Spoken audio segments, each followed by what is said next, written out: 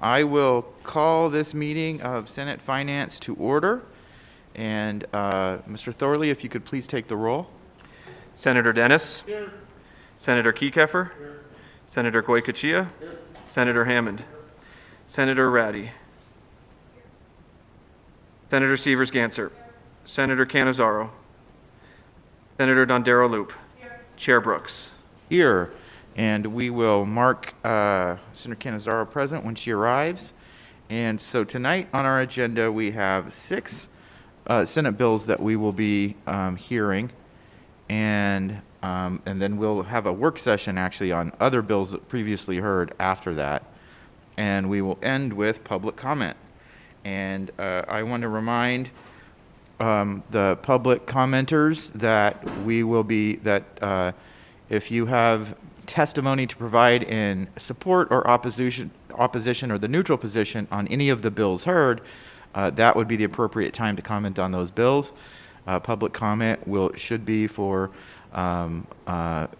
comment not on the in support or opposition of the bills being heard tonight. And I also would like to remind that it's getting late and this is a long agenda, and so we'll be limiting public comment strictly to 2 minutes each. And so we can get started now on Senate Bill 281, and that enacts provisions relating to certain products containing hemp. And Mr. Thorley, if you want to explain the issues related to Senate Bill 280. Oh, before we do that, I also want to remind the presenters and commenters on the bills tonight that this is a Finance Committee meeting.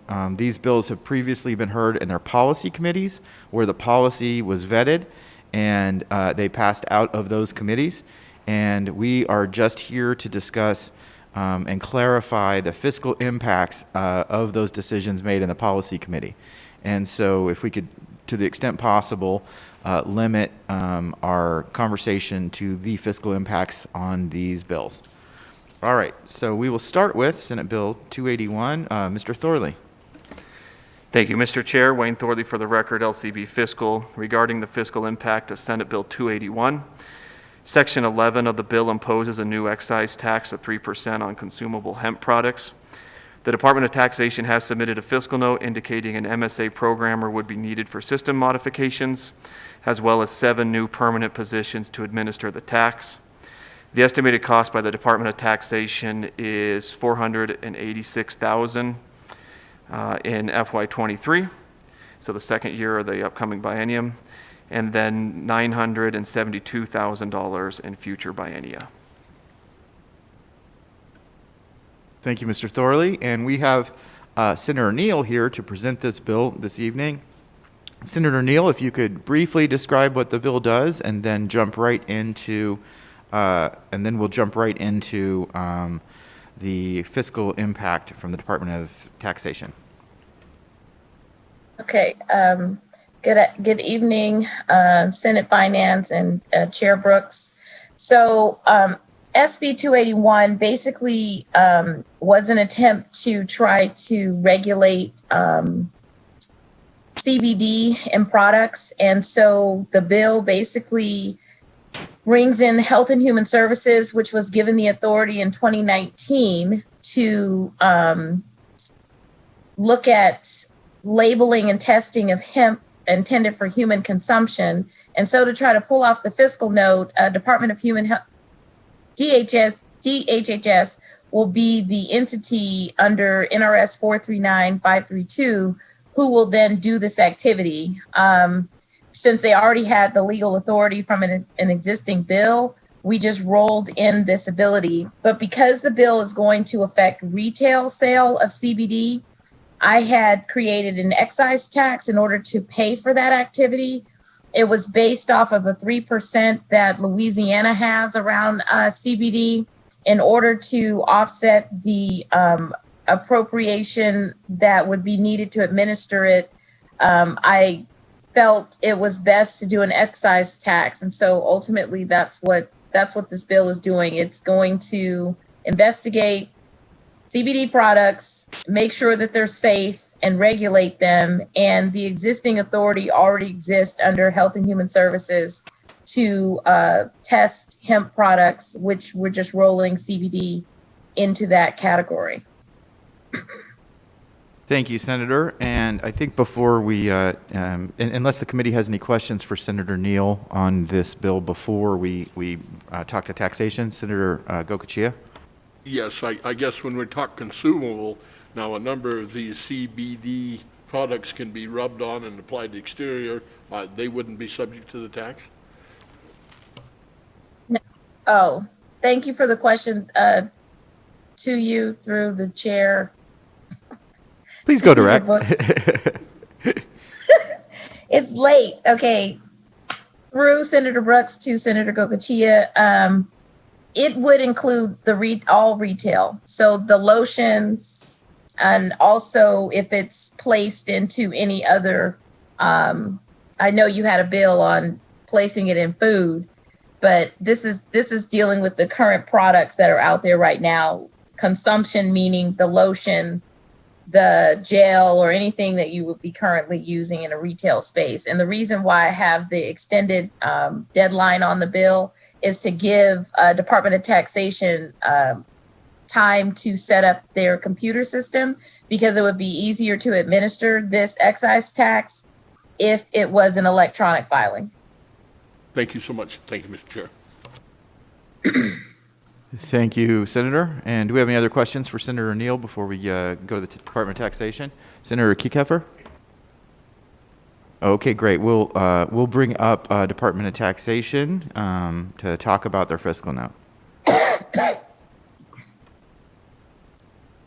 Greetings, Senator Brooke and members of the Senate Finance Committee. My name is Melanie Young, Executive Director for the Nevada Department of Taxation. And our fiscal note on SB 281. As Senator Neal said, we are grateful for her allowing us to be a part of the communication on this bill, which would impose that 3% tax on at retail. And so based on the new tax type and increased taxpayer accounts to meet the additional workload, the department is requesting 3 tax examiners and 2 accounting assistants. These positions would start estimated in December of 2022, along with operating cost and some programming cost. The effective date on the bill is January 1, 2023. And so typically what we do whenever there's a new tax type, we bring on the tax examiners in the beginning when the tax type is implemented. And then about 6 months later, we add revenue officers, anticipating that some of the taxpayer accounts may become delinquent by that time. And then about a year later, the department would add an auditor. And so as Mr. Thorley explained, the fiscal year impact is in 2023 and is estimated to be $485,963. And I'm available for questions. Thank you. Thank you, Ms. Young. Do we, Senator Kieckhefer? Thank you. Your testimony prompted a question. If your staff would be proposed to start in December of 2022, why does the fiscal year 23 fiscal impact look like it's half of the cost of future biennia rather than a quarter of it? So if you're going to bring people on in December of 2022, you'll have 25% of the biennium worth of expenses, but it represents about half of the cost of future biennia in the fiscal note. Thank you, Senator Kieckhefer. Melanie Young, for the record. We had based this estimation on 5 staff starting in that December 2022 timeframe. And so I'm not sure what the difference is in the cost that you're seeing. Right. So if it's if they start in December of 2022, they'd be employed for 25% of the biennium, which means it would the effect on future biennia seems understated if you look at the fiscal note. Yes, thank you, Senator Kekeffer. Melanie Young, Executive Director. I think what happened there was they just took 2 times the fiscal year 2023 impact. And so I would have to take a look at the future biennium, because if we do add a revenue officer and an auditor, that does not seem an accurate number. So I apologize for that. Okay, so the 971,000 would be more of an annual cost rather than a biennial cost. Thank you, Senator Kekeffer. Melanie Young, for the record, I would have to have that recalculated to get an accurate figure. Okay, I So I appreciate should it. be able to get that. Thank you. And then I guess my other question is, do we know how much, or have you estimated the revenue from the 3% excise tax?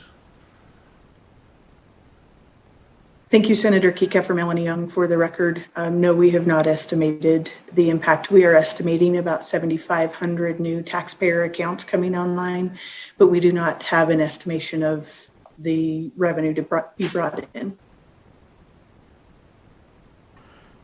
I think I've been hanging around Senator Kika for too long. He asked the 2 questions that I wanted to ask.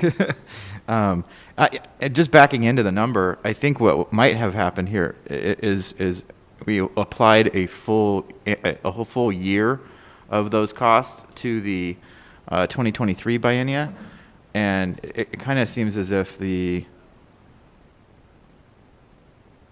oh no, look at the personnel costs. Never mind. Yeah, I think we did cut that in half. All right, so if you could take a look at that and revise that, and do you have the ability to estimate what you think you know how many additional taxpayers or accounts there'll be? Is there any visibility on the gross sales? Is there any way that we can have we taken a look at what the estimated revenue would be at all? And maybe that might be a question for Senator Neal to see if she's worked with our revenue folks at LCB.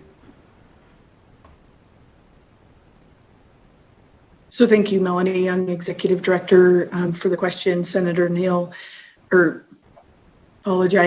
Senator Brooks.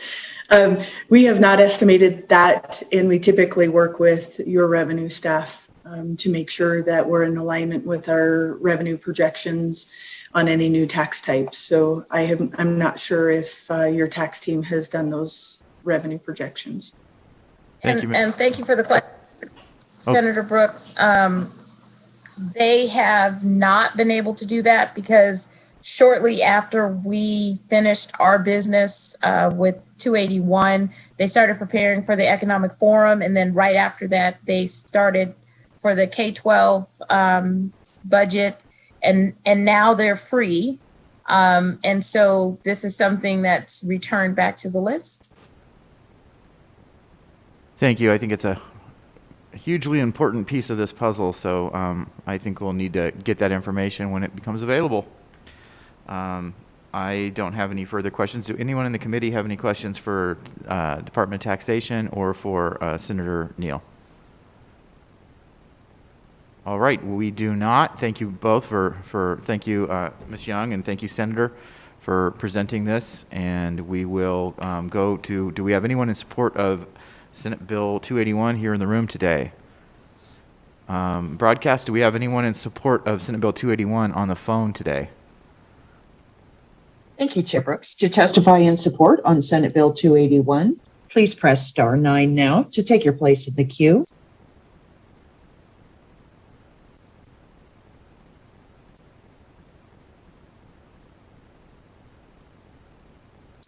Chair, there are no callers in support at this time. Thank you. Do we have anyone in opposition here in the room to Senate Bill 281? I do not see any. Do we have anyone on the phones in opposition to Senate Bill 281? Thank you, Chair. To testify in opposition on Senate Bill 281, please press *9 now to take your place in the queue.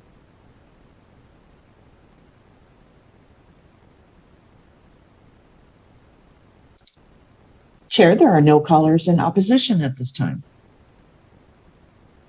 Thank you. Do we have anyone in the neutral position that wants to provide testimony?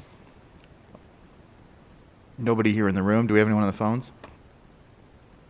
Thank you, Chair. To testify in neutral on Senate, to take your place in the queue.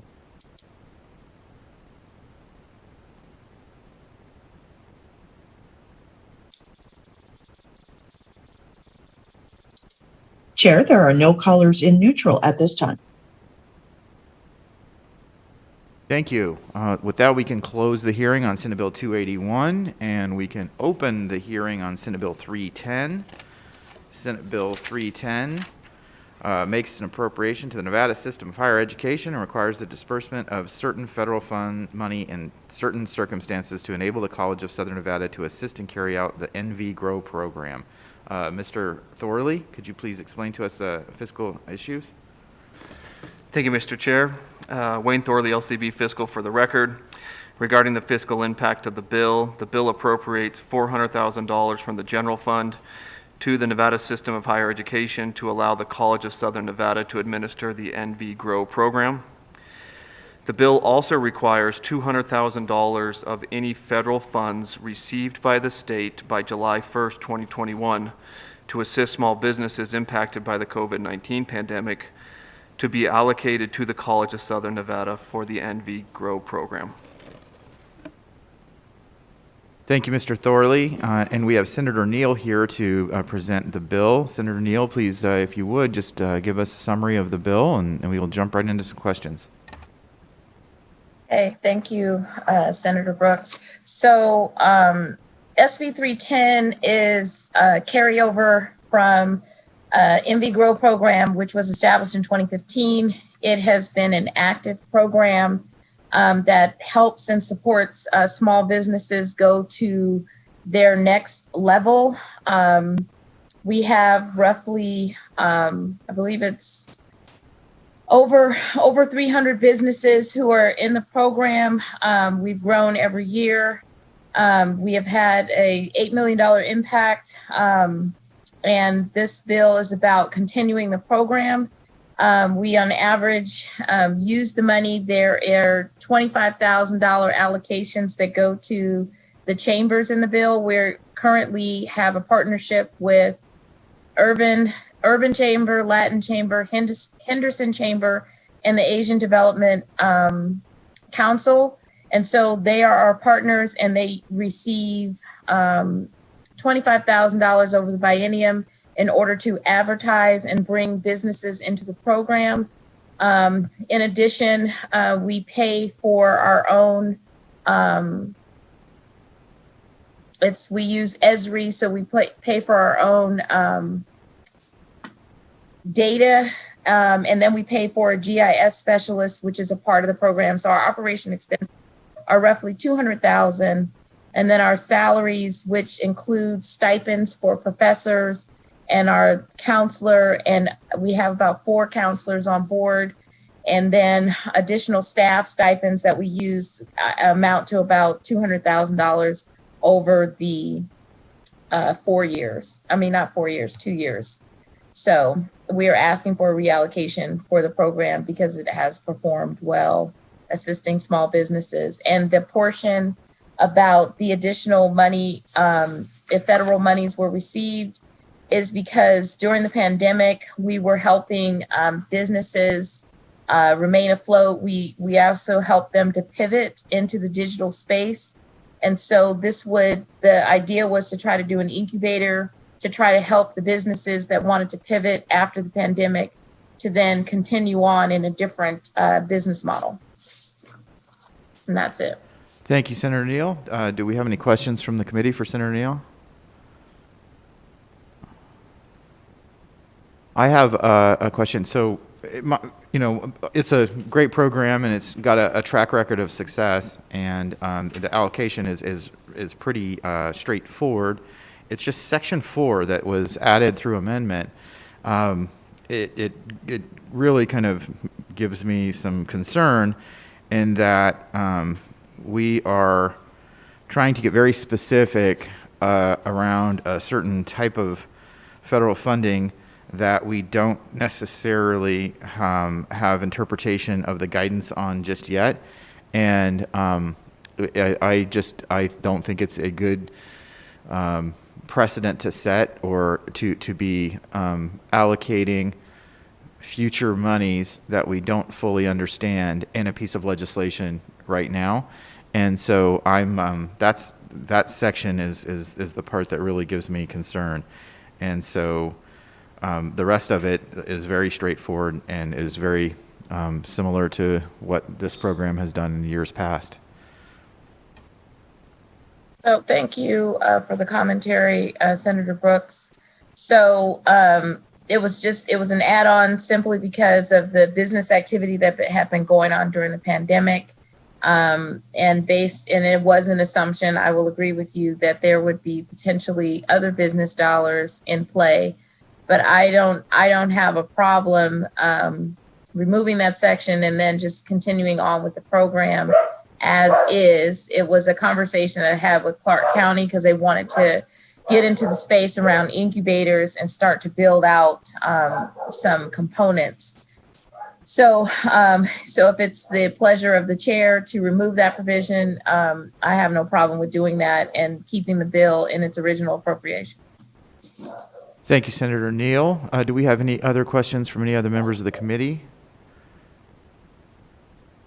All right. I see none.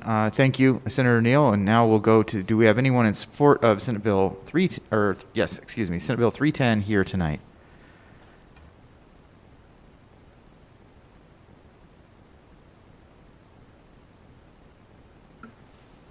Good afternoon, Chair and members of the committee. For the record, my name is Dylan Keith, Policy Analyst with the Vegas Chamber. We are in strong support of SB 310. The Nevada Grow program has a long history of being successful, as well as in recent history, according to the exhibits presented in Senate Revenue, having an allocation per business of less than $1,000 and an economic impact of over $50,000. We believe that this is an excellent spending of Nevada dollars, supporting small businesses, creating jobs, and diversifying our economy. And for that, we strongly support SB 310, and we urge your support as well. Thank you very much. Thank you, sir. And do we have anyone else here in support? Broadcast, can we go to the phones and see if we have anyone in support on the telephone for Senate Bill 310? Certainly. Thank you, Chair. To testify in support on Senate Bill 310, please press star 9 now to take your place in the queue.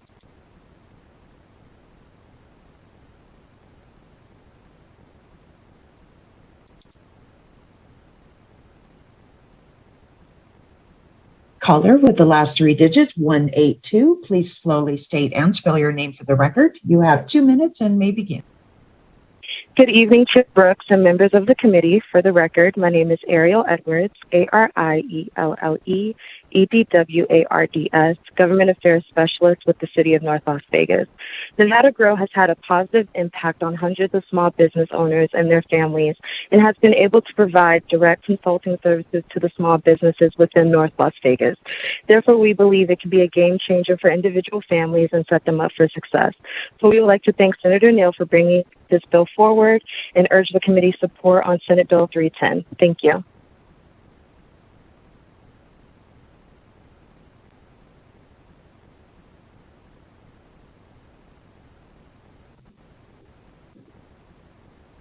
Caller with the last 3 digits, 003, please slowly state and spell your name for the record. You have 2 minutes and may begin.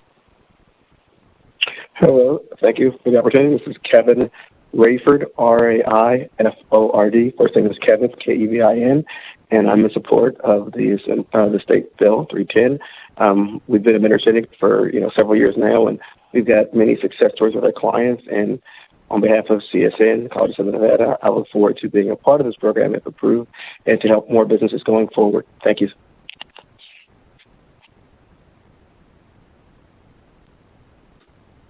We are currently in support testimony on Senate Bill 310.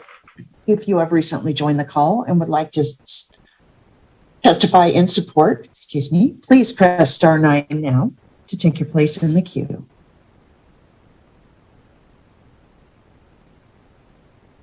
Chair, there are no additional callers in support at this time. Thank you. Do we have anyone in opposition to Senate Bill 310? Do we have anyone on the phones in opposition to Senate Bill 310? Thank you, Chair. To testify in opposition on Senate Bill 310, please press star 9 now to take your place in the queue.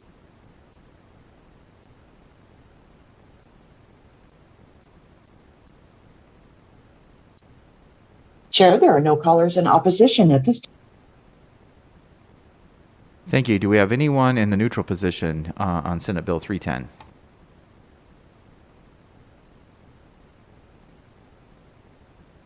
Thank you, Chair. To testify in neutral on Senate Bill 310, please press *9 now to take your place in the queue.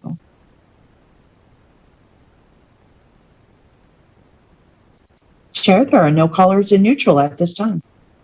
Thank you. So we can bring the hearing on Senate Bill 310 to an end, and we can start with the hearing on Senate Bill 340. Another Senator Neal bill, and it revises the provision relating to the wages and working conditions of certain employees. Mr. Thorley, could you please walk us through the fiscal issues associated with Senate Bill 340?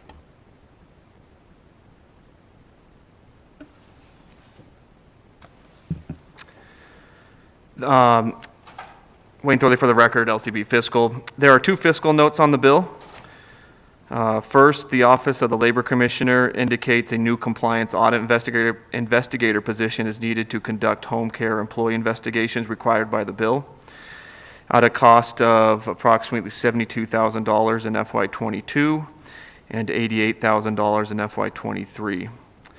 Second, the Division of Public and Behavioral Health indicates a new management analyst position is needed to manage the work of the Home Care Employment Standards Board, which is created by the bill. That would cost an estimated $87,000 in FY22 and $110,000 in FY23. Thank you, Mr. Thorley. Senator Neal, would you like to walk us through briefly what the bill does, and then we can try to address both of those agencies' fiscal notes? Okay, thank you, Chair Brooks, and thank you for the bill hearing on SB 340. Also, Ms. Marlene Lockard, I believe, is in the audience also to assist with questions as well. SB 340 basically requires the Department of Health and Human Services to establish a home care employment standards board. The board is set up to investigate certain matters related to wages and working conditions of home care employees and try to get the employers in compliance with applicable laws and develop recommendations regarding minimum wage, safe working conditions, and also submit a report to the director of, I believe, DHHS. The bill authorizes home care employees to bring civil actions against an employer who paid them less than the minimum wage established by the director through the regulation. And so ultimately, that's what the bill does, tries to move the state one step forward in regards to healthcare workers who were on the front lines during the pandemic. Thank you, Senator Neal. And do you have anything to add to that, Ms. Lockard, or would you like us to just go into questions? Good evening, Chair. It's your preference. I'm prepared to give about a 5-minute overview and answer questions only. It's your desire. Yeah, you can go ahead and unless it's anything that's already been covered by Senator Neal, but if you could briefly describe what the bill does, and then we'll take some questions and then jump into the fiscal notes. Thank you. Good afternoon, Chairman Brooks and committee. My name is Marlene Lockard, Lockard, representing SEIU 1107, the largest movement of healthcare and public workers in Nevada, approximately 19,000 strong. Last fall, the Gwynn Center issued an assessment of the personal care workforce in Nevada, reporting that a dire crisis is on the horizon, creating a dangerous home care worker shortage, which will hurt Nevada seniors, people with disabilities, and home care workers alike. Nevada has approximately 13,000 home care workers, and the Gwynn report projects we will need to add over 5,300 more to the workforce by 2026. To compound an already simmering public policy time bomb, the Elders Count report indicates, quote, Nevada has been and will continue to experience an aging tsunami. Nevada's population has increased by about 11.5%, while the 65 and older population increased by 40%, and even more, Nevada's growth rate for 85 and older is double the national average. 1 in 2 home care workers leave the job within a year of taking it, while the need to attract and retain a dedicated home care workforce is clearly established. It is also clear that Nevada does not currently have policies in place to accomplish this. SB 340 will establish the Nevada's Home Care Workforce Safety and Standards Act, which will create a board made up of workers, consumers, employers, and state officials to recommend improvements based on examinations of training, COVID-19 protocols, protective equipment, benefits, and other issues in order to retain these essential workers. The board will bring the voice of all parties to the table to coordinate for the first time the development of consistent standards, best practices, and to establish a stable, long-term, and committed workforce recognizing home care as an undervalued yet critically important profession. SB 340 will save the state money. According to expenditure data provided to CMS, the state estimates an average per capita savings of over $70,000 per year when a senior is served through the Medicaid waiver program instead of a nursing facility. Those of us who care for loved ones know our families want to stay in their home as long as possible. Sadly, COVID-19 has exposed the risks and safety issues existing in many institutional care facilities. The fiscal notes attached to this bill are reduced by over half of what they originally were projected. And we would like to thank DHHS and the Labor Commissioner for their time and effort in helping us revise these notes. They now include, as you have heard, one management analyst for DHHS and one compliance investigator for the Labor Commissioner. We believe that investing now will pay multiple dividends to the state by saving millions of future dollars that will need to be expended if we don't act. And you do too. This body and the governor issued the Every Nevadan Recovery Framework. As expressed in this document, you and the governor have shown your foresight into the strategy needed to stave off the consequences of ignoring the alarm bells our policy experts have sounded. This is the time to act to ensure the safety and protection of our seniors, the disabled, and to improve the lives of our essential home care workers. Mr. Chair, we do have home care workers in the audience. If you would like to hear from them individually in the essence of time. If not, I'd be happy to answer any questions. Great. Maybe it would be more appropriate for them to speak on the in the support portion of the bill, and so we could do that. Any questions for either Senator Neal or Ms. Lockhart? Great. You did a great job. See, there's no questions. So Thank you very much. We'll go. Thank you very much, and we'll go directly to agencies, and I think maybe we'll start with the Labor Commissioner, and if we can address the fiscal note on Senate Bill 340.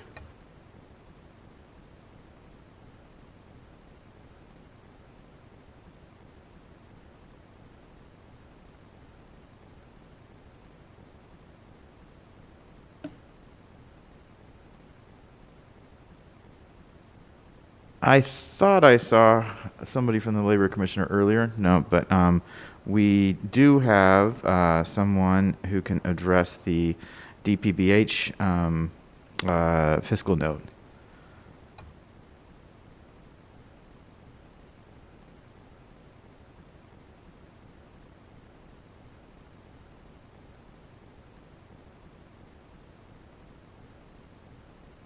Do we have Paul Schubert or Margot Chappelle on the Zoom or on the phones?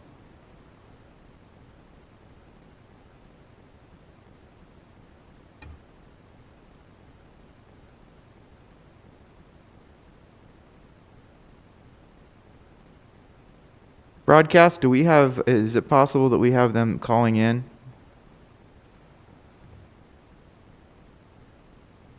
Thank you, Chair. The first name was Paul Sherbert, and the other one? Margot Chappelle. If Paul Sherbert or Margot Chappelle are on this line, please press *9 now to raise your hand.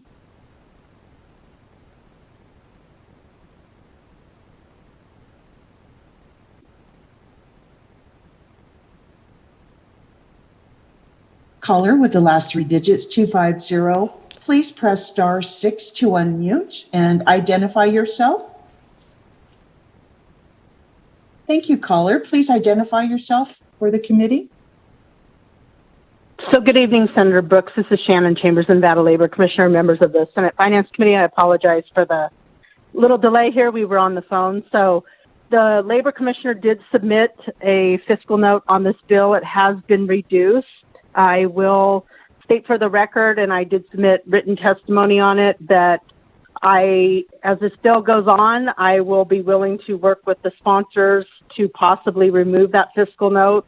One of the issues for my office is just the unknown here and how many investigations we're going to have to do. And I've been working with Ms. Lockhart, and I'll work with Senator Neal to address that. But, at this point, the fiscal note was put on there, and one of the issues is the Labor Commissioner budget, so that has closed now. And when I did submit the fiscal note, we were in the position of potentially not being able to fill 2 vacant positions, but happy to work with the sponsor on the bill. And again, just had to put this fiscal note on because our office is pretty heavy right now with bills and different labor commitments. So, but again, happy to work with the sponsor and happy to answer any questions. Thank you, Ms. Chambers. Does the committee have any questions for Ms. Chambers on the fiscal note? Thank you, and I understand the cumulative effect of all of the things that we do in the session on your office, and so I appreciate that. I think that is. I don't see any questions, Ms. Chambers, so I think if we have Paul Schubert or Margot Chappell, excuse me, I've been corrected, on the phone, could you let broadcast services know?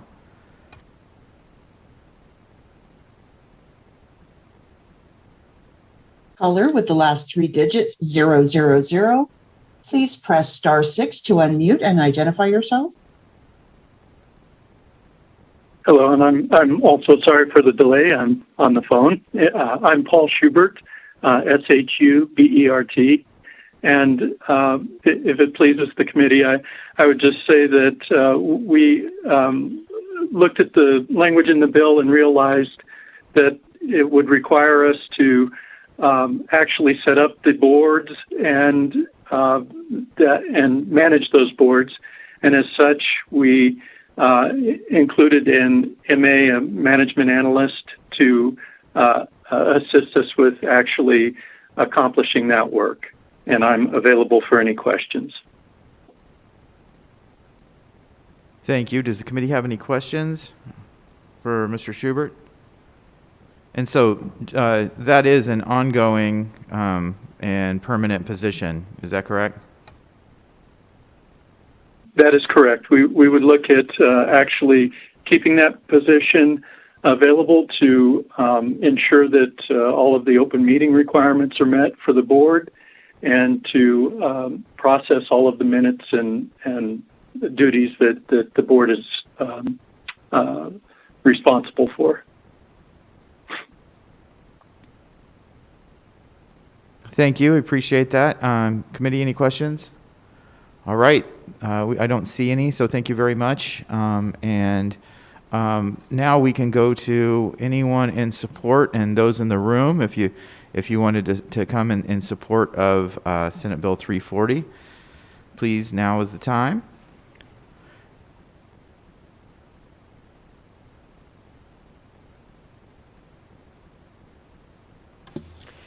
Good afternoon. My name is Rosita Love, Rozettalove. I live in Las Vegas in Senate District 4, and I'm a constituent of Senator Dina Neal. I was born and raised here, and I've watched our city grow. I've seen the need for home care service keeps growing as well. I'm here today to ask you to pass SB 340 and create the home care standard board we need to investigate the issues facing home care workers like me and also our consumers. We do this work because we care deeply about our clients and our community. Despite our vital work, we are paid impoverished wages, and most of us don't even have health care or even paid sick days. We deserve to be treated fairly, and our clients deserve the highest quality care. Right now, about half of home care workers leave their job within a year. It's essential work, but too many people cannot make a living doing it. My hope is that we reform the home care system and make home care jobs good quality jobs with living wages, so the next generation of workers can proudly take care of our loved ones. Thank you for listening and for supporting SB 340. Thank you, Ms. Love. You're welcome. Go ahead, please. Yeah, hi, good afternoon. My name is Irma Nunez. That's IRMA, NUNEC, home care worker. I have lived in Las Vegas for 16 years. I'm providing a statement of support for Senate Bill 340. I have been a home care worker for 12 years. I work at 3 agencies and have 7 clients. I'm supporting the Senate Bill 340 because I have trouble being a caregiver for others and still taking care of my own health. I only make $10 an hour and do not have access to quality, affordable health insurance for myself. I am a diabetic person and need to see doctors on a regular basis. I need electrocardiograms and blood work to know where my health stands, but because of insurance, this is very costly. I have to cross the border to see doctors and get my medications. Each time I have to leave the country to take care of my own health. It takes time away from caring for my clients. I recently had a health emergency and I had to go to the UMC with severe hemorrhage. The visit was expensive and with all the tests that had to be done. Senate Bill 340 is so important for me and others caregivers across the state, so we can have a voice to address the lack of health care and other basic benefits. Our work is essential, and during COVID, we risk our lives to do our jobs. I'm asking today for you all to please support my health and well-being for supporting Senate Bill 340. Thank you for listening to my story today. Thank you. Thank you. And go ahead, please. Hello, my name is Shanika Cooper. That's ShaNiekaCooper.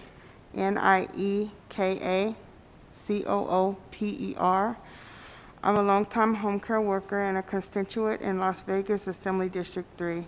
I'm speaking in support of SB 340 because home care is essential for the safety and well-being of seniors, and it also saves taxpayers money.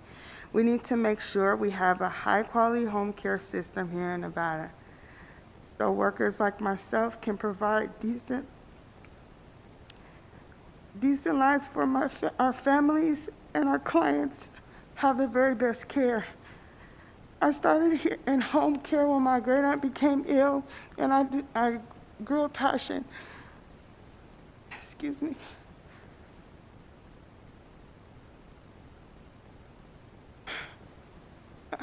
I grew a passion for helping and caring for others. I moved here to Las Vegas from California several years ago and quickly learned that Nevada lacks many basic protection and benefits for home care workers here in Nevada. I only make $10 an hour when I used to make $25 an hour in California. We do not get health care or paid sick days through our agencies. I was shocked to find out that home care workers have to pay for all requirements to obtain a job, like our fingerprints and basic training. This is really burdensome if you don't have an income when applying for a job. Not only are home care workers struggling, but our clients are too. Because our low wages and lack of benefits, it's very difficult for clients to find and keep quality caregivers. With our aging population in Nevada, this has become a major crisis. SB 340 will give our workers and consumers a seat at the table, along with employers and elected leaders, so we can lift home care workers out of poverty and make our seniors get the care they deserve. Please pass this bill. Thank you for hearing my story. Thank you so much, Ms. Cooper.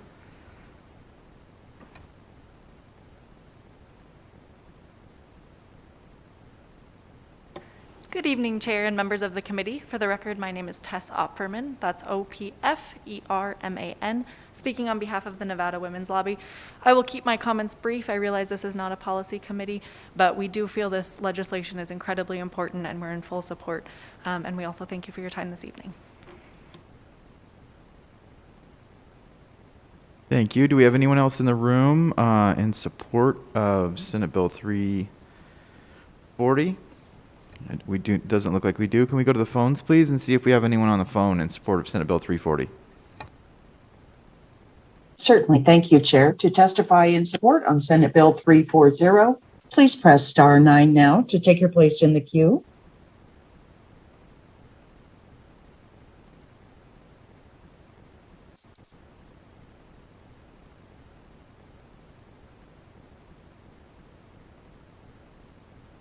Caller with the last 3 digits, 891, please press star 6 to unmute.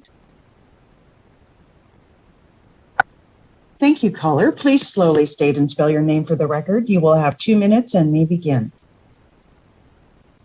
Thank you, and good evening, Chair Brooks and Vice Chair Dennis and fellow members of the Senate Finance Committee. My name for the record is Terry Laird, spelled Terrilaird. I am the Executive Director of the Retired Public Employees of Nevada, a nonprofit organization formed in 1976 with nearly 8,000 dues-paying members, the majority of whom are retired. In the interest of time and because of the age of our members, we fully support SB 340 for all the reasons that have been expressed here this evening, and we urge your support as well. Thank you.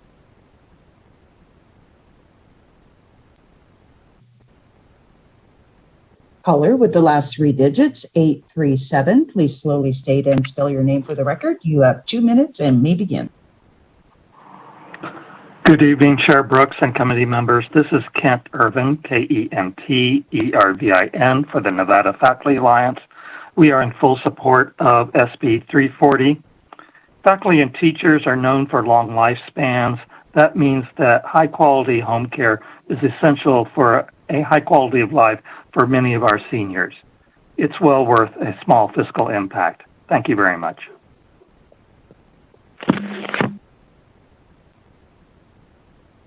We are currently in support testimony on Senate Bill 340. If you have joined the call and would like to testify in support, please press star 9 now to take your place in the queue.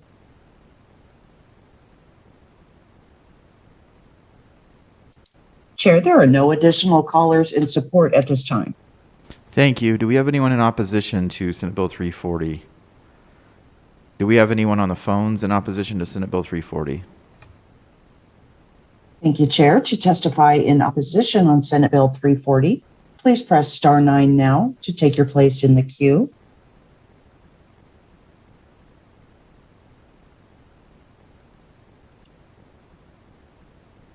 Caller with the last 3 digits, 299, please press star 6 to unmute.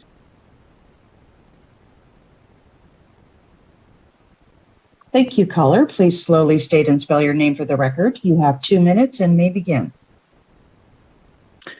Thank you. Alan Ward, ALLANWARD. Thank you, Chair Brooks and committee members. I'm Alan Ward, owner of Homestead Personal Care Agency in Reno and Carson City. As a founding member of the statewide association PCAN, which is Personal Care Association of Nevada.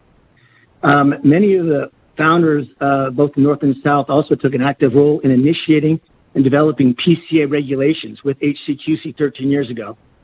Also continued as a board member for our Personal Care Advisory Committee for 10 years until its termination by HCQC 2 years ago. These stories from the caregivers, Ms. Love said, and some of the other previous speakers is absolutely true, and we're concerned about it. However, I don't believe that this committee is going to do anything that we don't already have in place. We do have regulations. There is standards for training. There is requirements, COVID requirements. All of these things currently exist, both with wages, overtime, PTO, listening sometimes. And by the way, PCAN has been advocating for increase in Medicaid reimbursement. All of this is around a Medicaid payment caregiver, where the private sector is much different. And listening to these stories, it's hard not to sound like these Medicaid providers are being demonized, like they're taking advantage of the system. When the fact of the matter is the system takes advantage of these providers and the caregivers. It's really simple arithmetic, and speaking to the finance group, it's probably pretty straightforward. The reason Medicaid providers are paying 25 to 30% below the private providers is because at $10 an hour, you had 18 to 20% on top of that wage for payroll contributions, FICA, workers' comp, unemployment insurance. So that's approximately $2 on top of the 10. Then you add 20 cents for PTO and another 15 cents for modified business tax. Healthcare for an average caregiver between 45 and 55 years old costs us about $450 per month. Divided by 30 hours per week or 120 hours, that's another $3.75. That brings us to a total of $16.10 when the highest reimbursement rate in our state is $17.50. In fact, some of the reimbursements to the counties are below minimum wage. When that just leaves us $1.40 to pay for staff, technology, general liability, EPLI, which doubled this year, licensing, training, etc. I'm not a Medicaid provider. We're private pay only. But the point I wanted to make is that these Medicaid providers aren't the bad guys. They're angels. They're losing money for every Medicaid dollar they do or Medicaid hour they take. And this is why a lot of them are walking away from these contracts, and we can't meet the needs of our Medicaid and our low-income seniors. Putting another layer in this would just chip away at that dollar and not allow us to meet that need, that growing need that we see. Thank you for your time.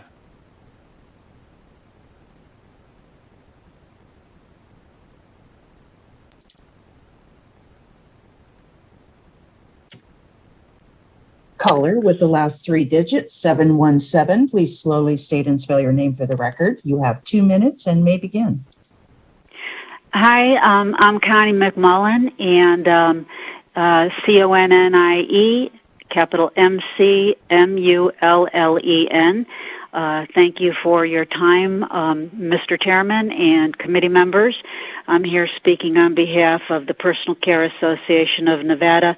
I've been representing them for the past 6 years, and prior to that, I've worked on the state strategic plans for 20 years, appointed under Mike Wilden.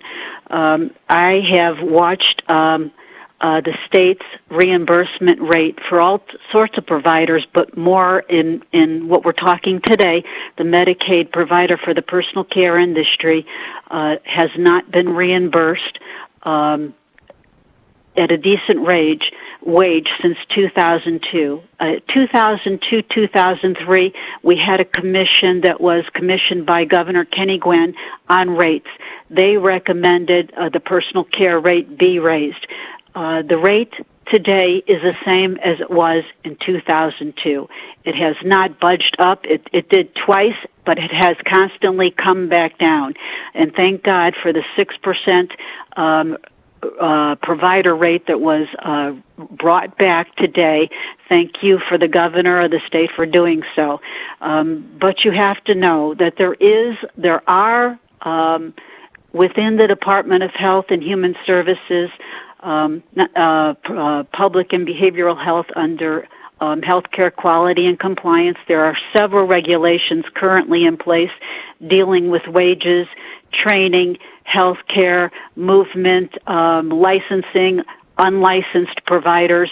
It's all there in regulation. If some of the agencies just followed the regulations in place, and it would be great. But we also need more money to follow through on the care that we would like to give the clients and our employees. And if people are working for Medicaid, it's very difficult to do so under the current provider rate. We thank you for your time, and thank you for listening. We are currently in opposition testimony on Senate Bill 340. If you have joined the call and would like to testify in opposition, please press *9 now to take your place in the queue.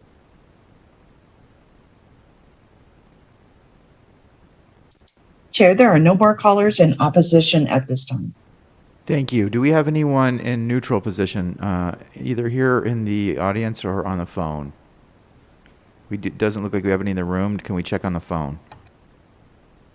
Certainly. Thank you, Chair. To testify in neutral on Senate Bill 340, please press *9 now to take your place in the queue.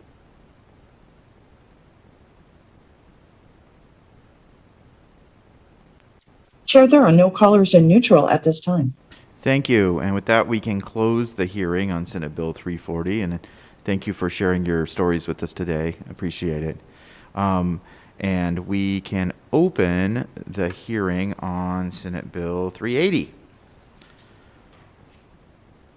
And are you sure Senator Neal doesn't have another bill to present?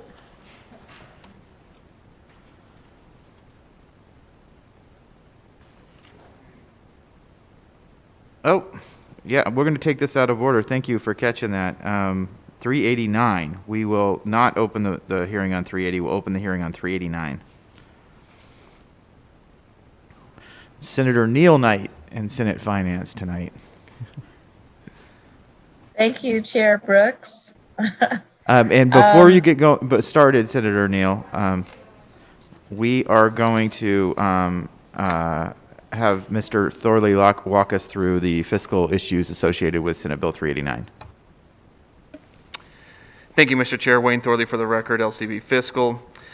Regarding the fiscal impact of Senate Bill 389, the Department of Taxation has submitted an unsolicited fiscal note on the first reprint of SB 389, indicating that the requirements of the bill, which include the remittance of a 10% fee from the peer-to-peer car sharing programs to the Department of Taxation.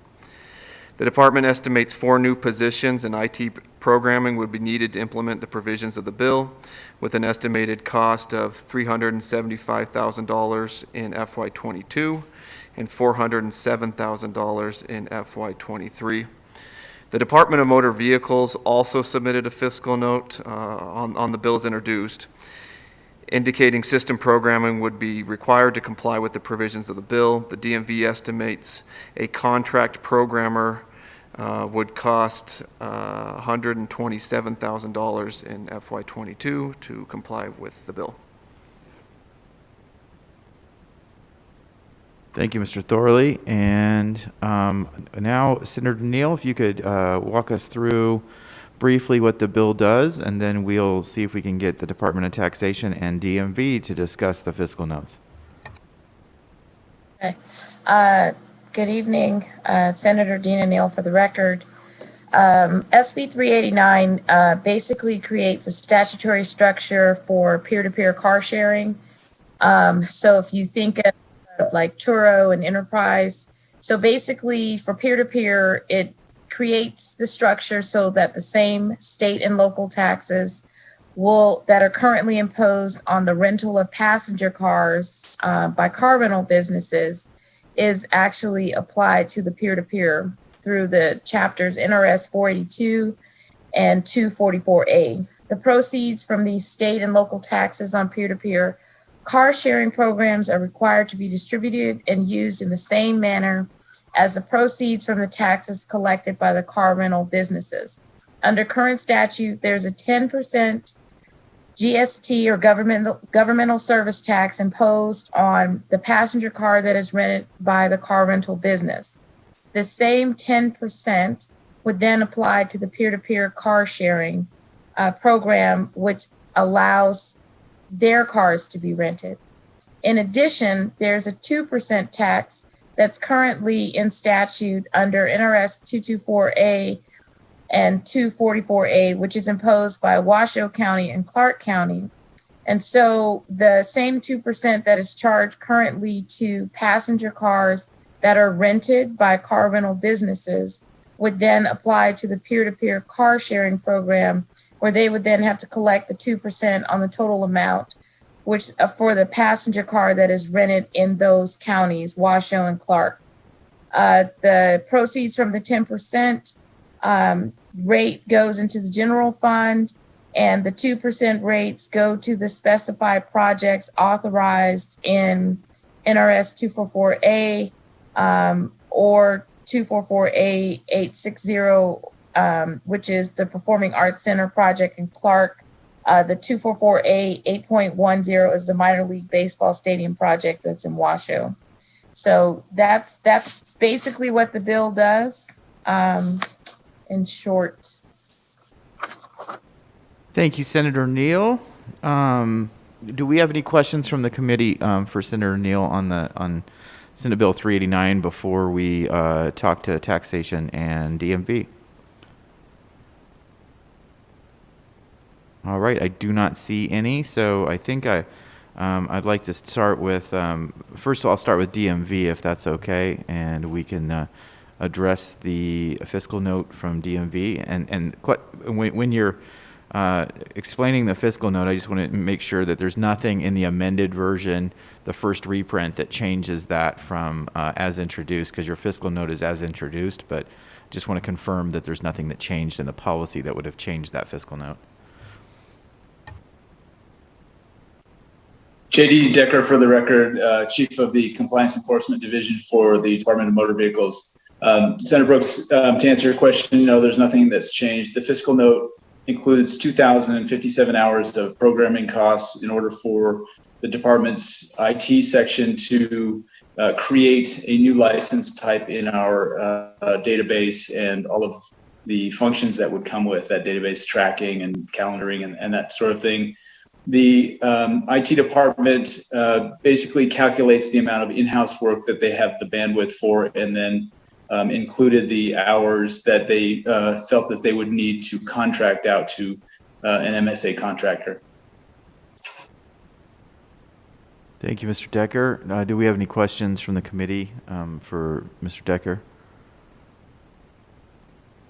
All right, and if we could talk to the Department of Taxation on their fiscal note that they submitted on the amended bill.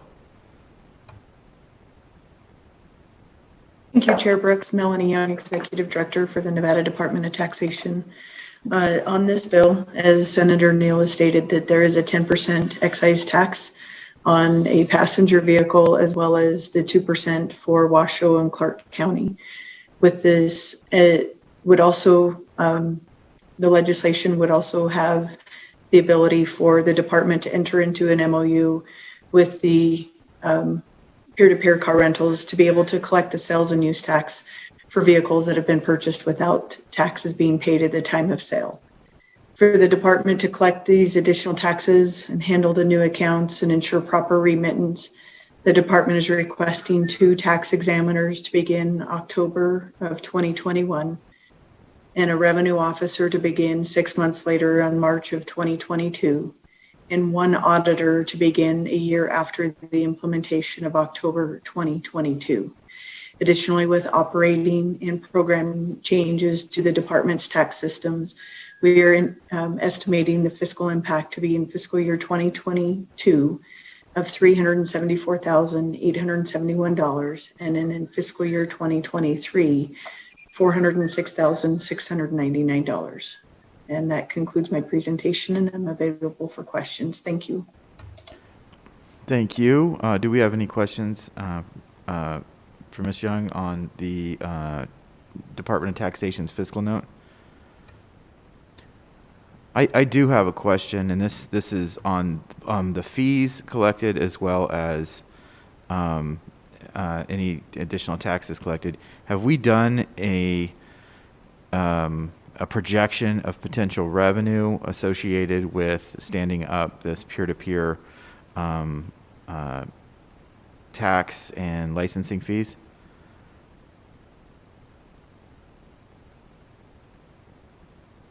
Thank you, Senator Melanie Young. For the record, we have not done a revenue projection on this.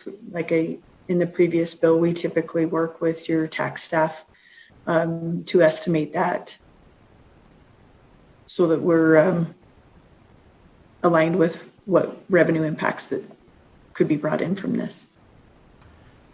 Thank you. So, go ahead, Senator Neal. Senator Brooks, Dina Neal for the record. Mr. Gendon is actually reaching out because he has to get confidential taxpayer information in order to determine what that estimated revenue impact is. As I said prior, they were delayed in getting some numbers on certain bills because of the Economic Forum, and they are trying to work to get numbers, but it requires confidential information to be given to them to then do those estimates based on the number of cars, because it's not just cars, there's actually trucking companies that are doing this peer-to-peer sharing. And so we're hoping to try to get some revenue estimates as working with the taxpayers confidentially, which is information that cannot be shared with me. It can only be shared with fiscal. All right. Do you have any sort of indication of when you might have some information on what that revenue looks like? No, I am IMing as this hearing is going on. All right. Appreciate that. That just raises just a question out of curiosity. What's the scenario where trucking is using peer-to-peer? I have Mr. Alonzo on. He would be the person to spell that out. It's not his client. It actually happens to be Mr. Goldwater's client, but Mr. Alonzo, I believe he is on the Zoom. If he could offer some insight, or if he's on, I don't see him. Yeah, there you are.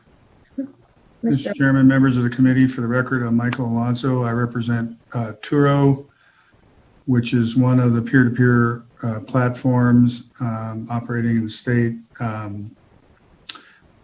The Mr. Goldwater's client that Senator Neal is referencing, they, as I understand it, they focus more on vans and utility type vehicles that are not within the passenger car category, as I understand it. I can't get any more specific than that because I don't know.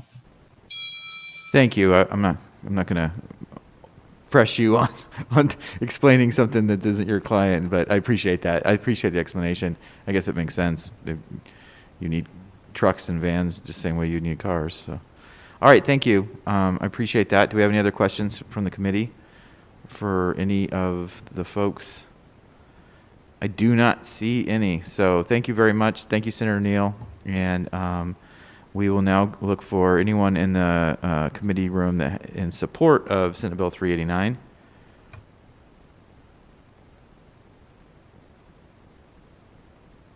And do we have anyone on the phones in support of Senate Bill 389? Thank you, Chair. To testify in support on Senate Bill 389, please press *9 now to take your place in the queue.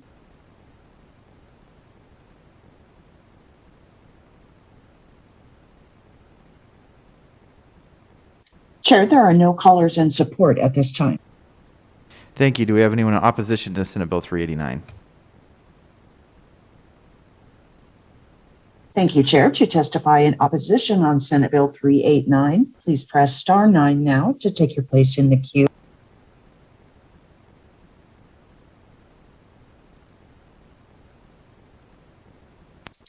Chair, there are no callers in opposition at this time. Thank you. Do we have anyone in neutral for Senate Bill 389? Thank you, Chair. To testify in neutral on Senate Bill 389, please press *9 now to take your place in the queue.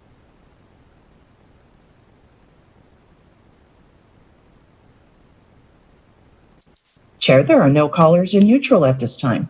Thank you. With that, we can close the hearing on Senate Bill 389. And thank you, Senator Neal, for hanging in there with us on all these bills. And now we can open the hearing on Senate Bill 380, which revises provisions governing the reporting of data concerning the prices of prescription drugs.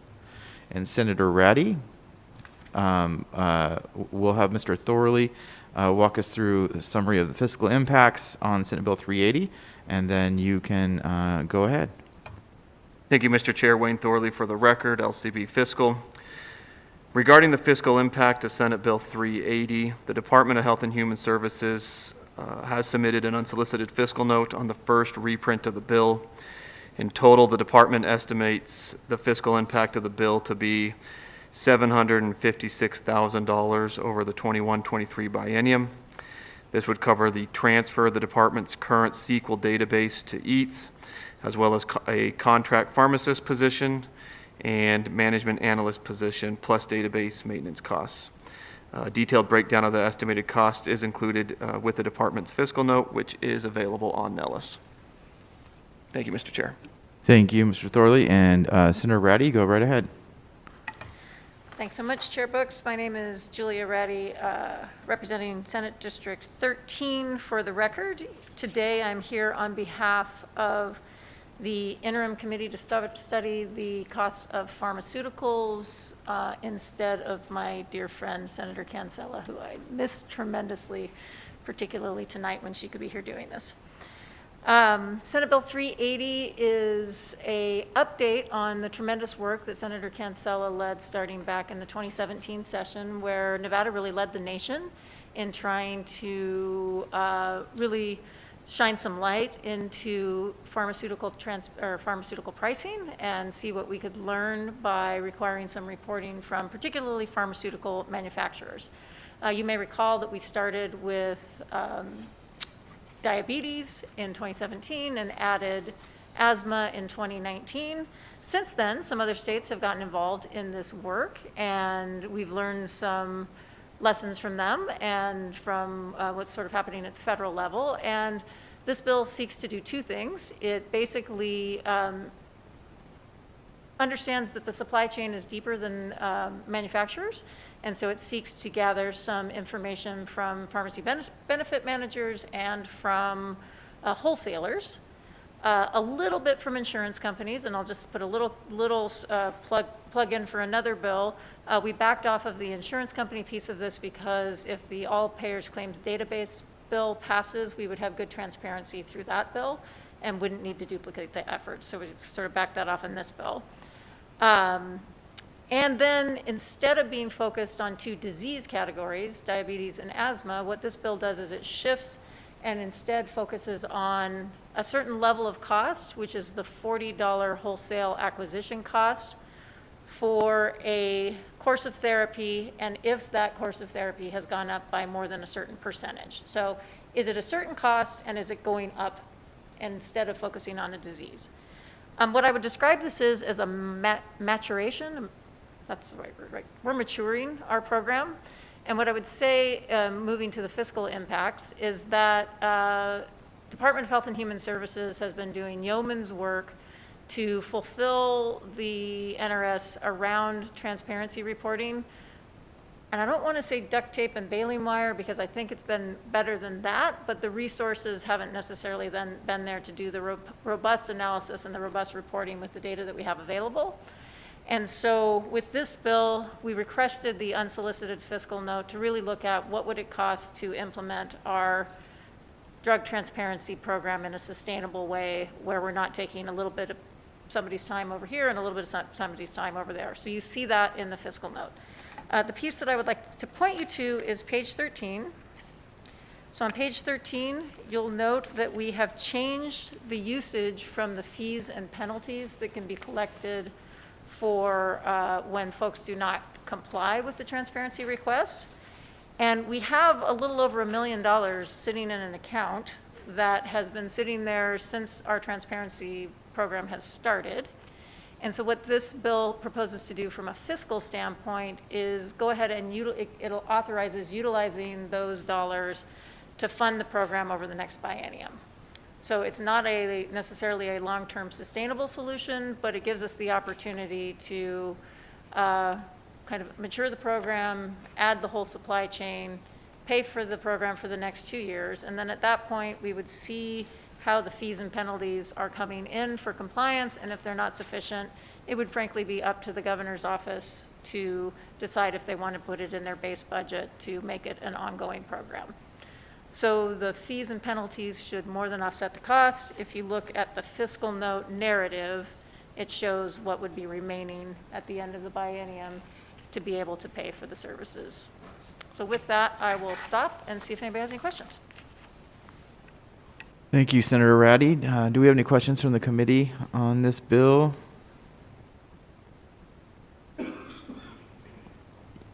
All right. We will go to, I think we have Beth Slamowitz from the Department of Health and Human Services that might be able to, and I got to put my glasses on. Yes, we do. So if you could explain the fiscal note on this bill, I would appreciate that. Sure. Thank you, Chair Brooks, Vice Chair Dennis, and members of the committee. Beth Slamowitz, Senior Policy Advisor on Pharmacy for the Department of Health and Human Services, for the record. So as you can see in the unsolicited fiscal note from the Department of Health and Human Services, there are several items. The two contractors that would be required to maintain and manage the program, one being an advanced full-time pharmacist whose expertise and knowledge would be needed for the pharmaceutical processes to understand the supply chain, as well as the pharmacy data that needs to be analyzed, as well as the completion and submission of the reporting that's required within Section 14 of the bill. The request is also for one management analyst full-time contractor. That management analyst will assist with the creation of the required reporting forms and templates and guidance documents, managed communications via the transparency email account, as well as direct communications that we receive from several manufacturers, and with the addition of wholesalers to the supply chain, that communication will most likely increase. Also will assist with any necessary analysis and audit information, as well as the facilitation of any public hearings that are take place for the program. Other operating expenses and software equipment is noted as well. And then lastly, one of the major expenses is the transfer of the current database. Right now, there's roughly about 300 gigabytes of data.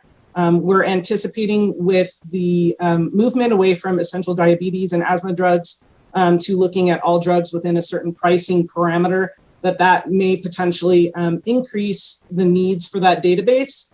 We guesstimated that it could potentially triple, and looking at that monthly cost. The database maintenance cost that you see there for fiscal year 21 to 22, the $60,000 for the maintenance makes the assumption that the reporting requirements start April 1st. And so we most likely will start receiving some of those reports from the reporting entities around March. So it takes into account about 4 months worth. And then for fiscal year 22-23 is a full year's worth of database maintenance expenses through EATS. The $100,000 for the transfer of the database, which is moving the existing SQL database that's currently hosted by DBPH over to EATS. The maintenance piece includes software licensing costs, server computing costs, network costs, disk storage, and daily database backup costs. So that brings us to the total amount of just over $770,000 for the effect on the biennium. As Senator Ratty pointed out, currently there is roughly just over $1 million in a non-executive budget account within the director's office that would be utilized to cover the cost of the fiscal impact. And I'll pause there for any questions. Thank you. Do we have any questions? Senator Kiekhaefer, did you have a question? I did. Thank you, Mr. Chairman. Ms. Lemons, so just random question on the fiscal note. The pharmacist works for 37 and a half hours a week up until December and then 40 hours a week after. Just like, why is that? That was an odd one. Thank you. Thank you, Senator Kiekhaefer, for the question. I agree with you. It is kind of a random number. And I think it's how they added it up. Right now, the contractor that we have works roughly about 10 hours a month. And so starting July 1st, that would increase. My guess is that probably would be 40 hours full time. I'm not sure where the 37 and a half came from, but I can certainly find out for you and get that information to you. I was hoping there was like a really solid answer that surprised me, but who knows? Regardless, so I am a little bit concerned about the amount of work that this is going to generate, right? And whether the or two people really can do it. Right now, from what I understand, the asthma and diabetes drugs are generating about between 80 and 90 different drugs that are being reported back to you. But that changes that were similar to this in California generated reports of like 1,300 drugs. So that's a lot more than 3 times, which is at least what you said from the amount of data being collected. That's over a couple of years, so maybe that's not a good comparison. But I mean, do you have an estimate as to how many different medications are going to come in and whether we're going to be able to feasibly process that data to be usable? Thank you, Senator Kiekhaefer, for the question. Beth Slamowitz for the record. So I did have our current contracted pharmacist take a look at the current data that we have and look at our drug file information based on the changes that SB 380 would bring to see if, we would be looking at that, potentially a triple amount of data and information that would come our way. His guesstimate was that we probably wouldn't be looking at a triple, but somewhere in the middle in terms of the number of drugs that come in. But also because that reporting won't occur until April of next year, there is the potential that some of those, drug prices could change and some of those drugs could fall off and there could be some that could be added. As I stated before, right now we have a pharmacist that works 10 hours a month that's contracted. And then our analyst that we currently have that assists with the program, is also tied to other programs and other responsibilities. So having 2 full-time dedicated employees to the program, I think would be able to manage the level of work and reporting and analysis that would be coming in and required. I appreciate it. And I think really my final question, maybe it's more appropriate for the sponsor or the representative of the sponsor, is if we, based on the data that we've collected so far from the asthma and diabetes drugs, which policies have we implemented that have been, directly affecting drug prices? Thank you, Senator Julia Ratty. For the record, I would defer that to Senator Cancela. It's a fair question, right? Like, we're doing all this work. Are we making any policy decisions? And I can't point to a bill necessarily that we've passed or any NRS that we've created, but I would defer it back to Dr. Slamowitz. I mean, I think that, well, let me say this. I think that the first round of reporting shone a very bright light on the pharmaceutical reps and how much money was being spent in our state to wine and dine and entertain prescribers, and that kind of sunlight and that kind of transparency. Can I show you a report that shows that those behaviors have changed? Not necessarily, but do I believe that those behaviors have changed because now there's bright sunlight on that? Absolutely. And so can I quantify that? Not necessarily. But I do think that sunlight and transparency are helpful in changing behaviors. So I think that's what we have accomplished so far.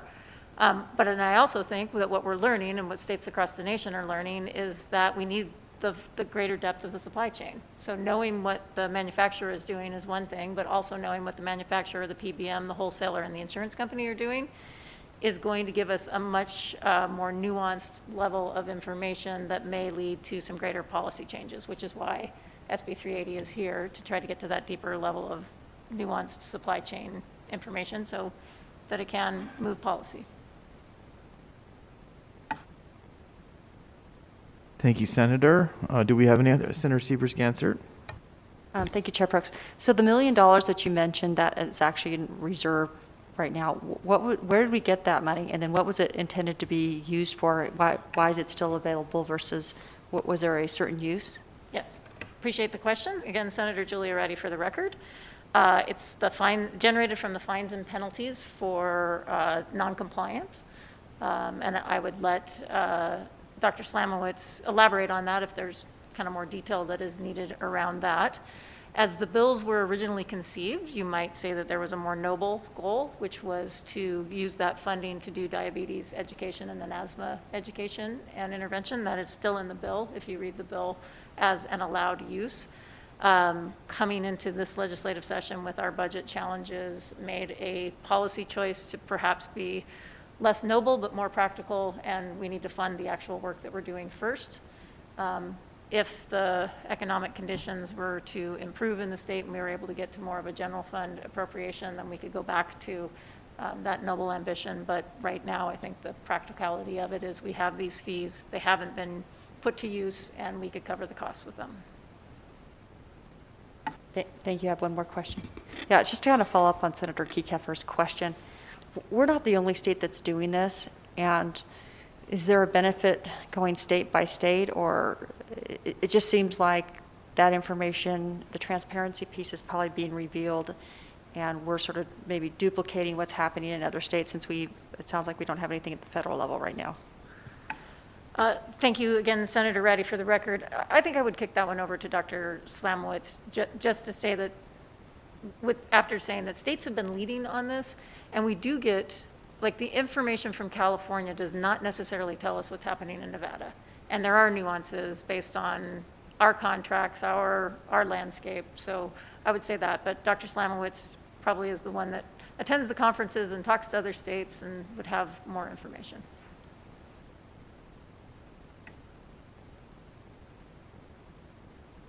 Thank you for the question. So Beth Slamowitz for the record again.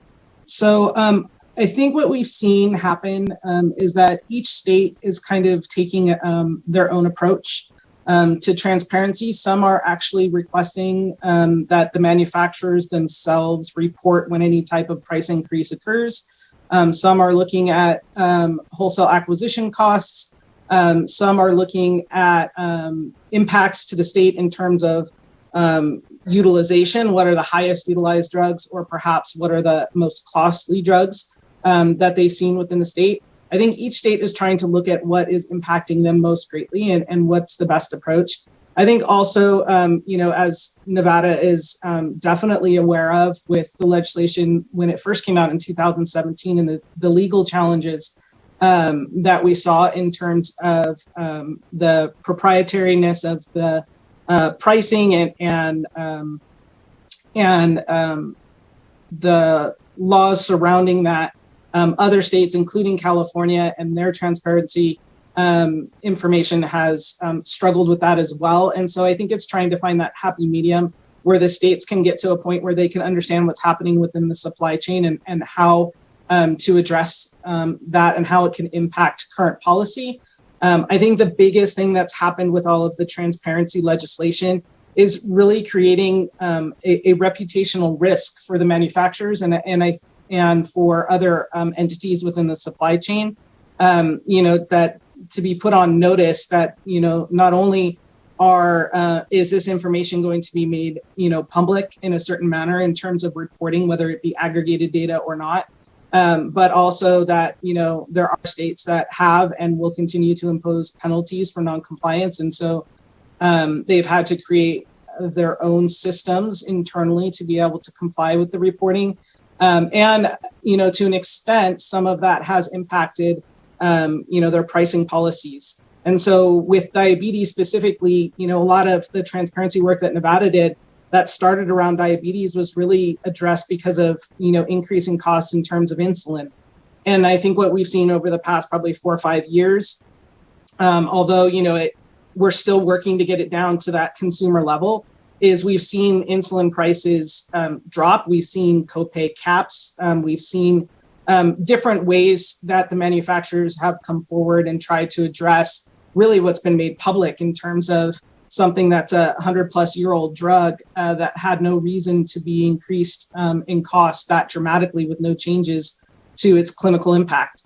And so I think that discussion has continued to increase. And I think the more that we learn about the different pieces of the supply chain and the more we make that information more public and more transparent, the more it'll help to inform policies in the future. It really is a lot of baby steps, trying to keep each time maturing the program to the point where, hopefully we'll get to a much better level of transparency to inform our policies within the state.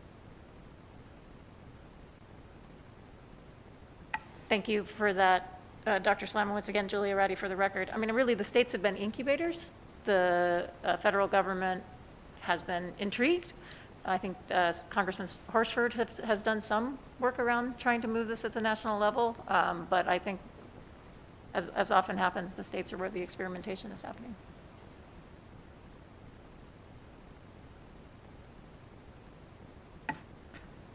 Thank you, Senator Ratty. Do we have any other questions from the committee for Senator Ratty or for Dr. Slamovitz? All right, we don't. Thank you, Senator. And do we have anyone in support of Senate Bill 380? Do we have anyone on the phones in support of Senate Bill 380? Thank you, Chair. To testify in support on Senate Bill 380, please press star 9 now to take your place in the queue.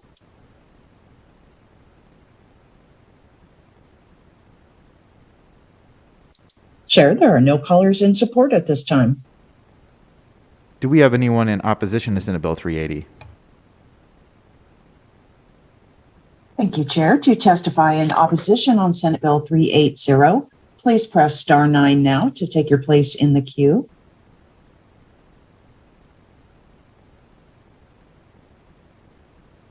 Caller with the last 3 digits, 300, please press star 6 to unmute.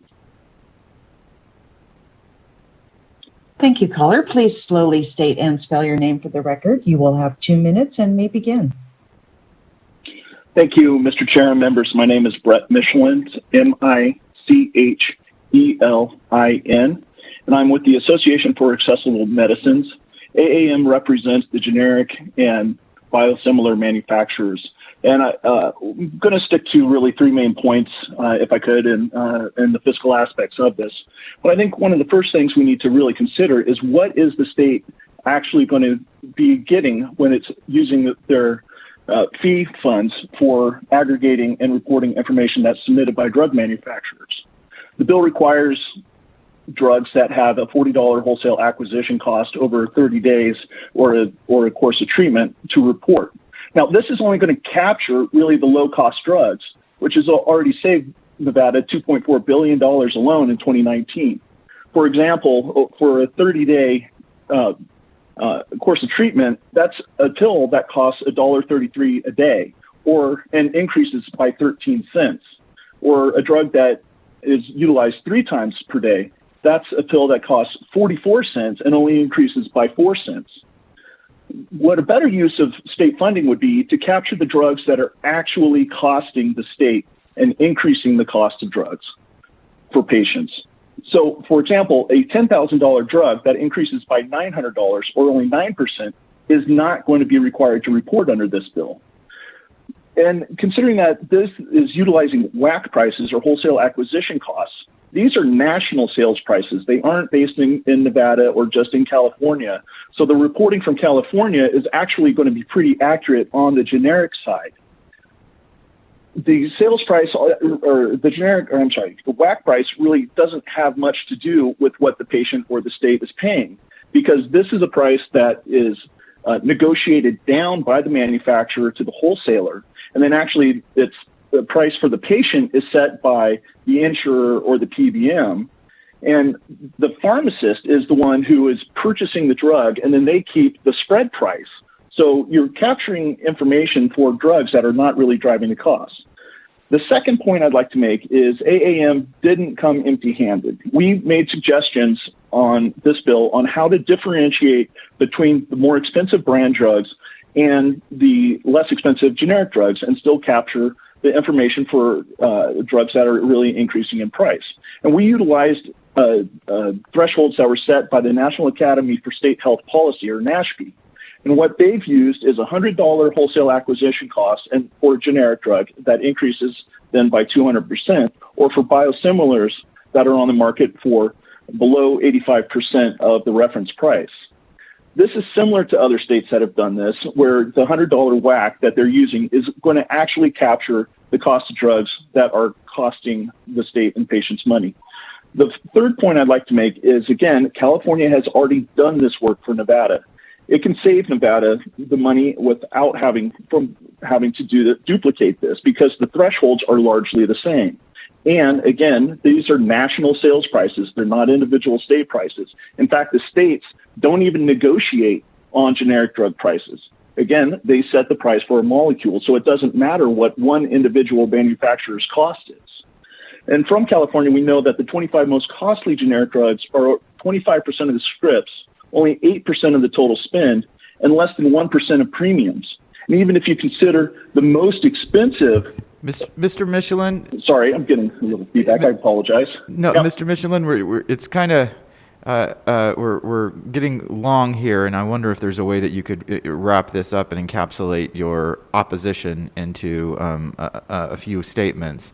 That's considerably long testimony. I appreciate the extra time, Senator, and actually I was just about to start the conclusion, which is about 2 seconds. Perfect timing. In the conclusion, the state, yep, exactly.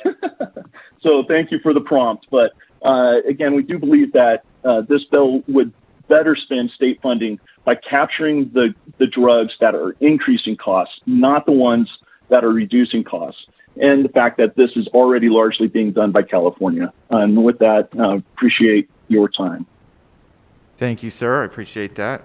And do we have anyone else in opposition on the phone? Thank you, Chair. If you have recently joined the call and would like to testify in opposition, please press *9 now to take your place in the queue.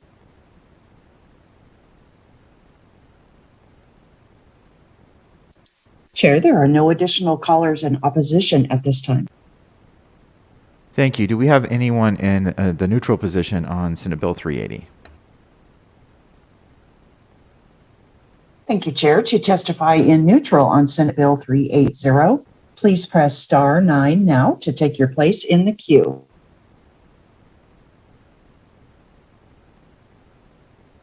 Chair, there are no callers in neutral at this time.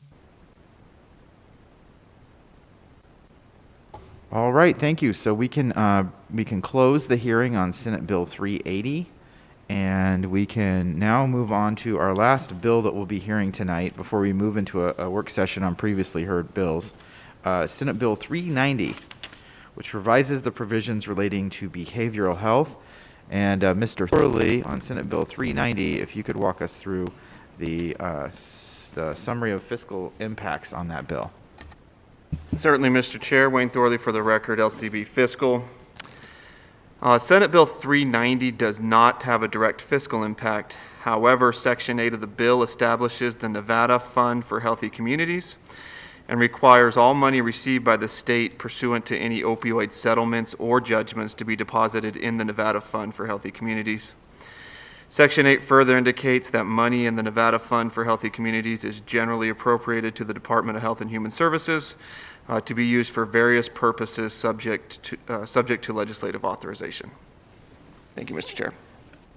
Thank you. And we have Senator Ratty here to present this bill that came out of the Committee on Health and Human Services. Please go ahead, Senator Ratty. Thank you, Chair Brooks, for the opportunity. Again, Senator Julia Ratty, representing Senate District 13. I did want to make sure that everybody was looking at the mock-up, proposed amendment 3328 to Senate Bill 390.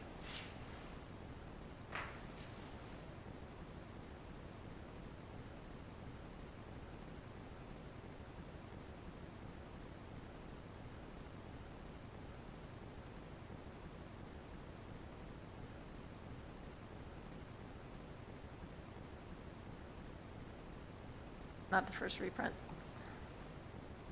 Should be on Nellis.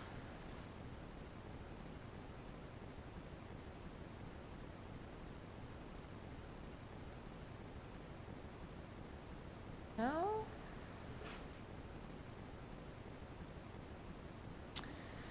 No, it's proposed amendment 3328 to Senate Bill 390. Should be an exhibit on Nellis. Did it not get posted? Okay. So if you go to Nellis and you go to the meeting page on today's list of meetings, and you go to our meeting that we're at, and then you get into the exhibits, it is, there's 17 exhibits. This is about halfway down in the exhibits, and it's described as SB 390 R1 3328 version 1 mock-up. Is that correct, Senator Ratty? And that is available and posted for the public and the members to see. And I will give everyone a minute to get to that place and let me know if you're not there, and we can try to help you get there. It's under exhibits, 17 exhibits. It is called SB 390 R1 3328 V1 mockup.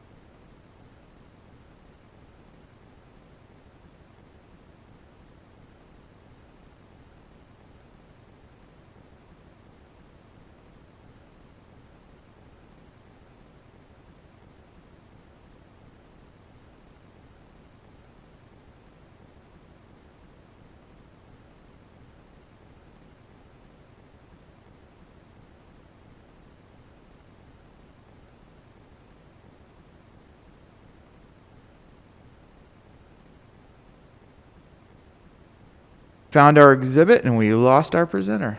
Oh, no, there she is. All right, I think we all got it, Senator. Oh, okay, great.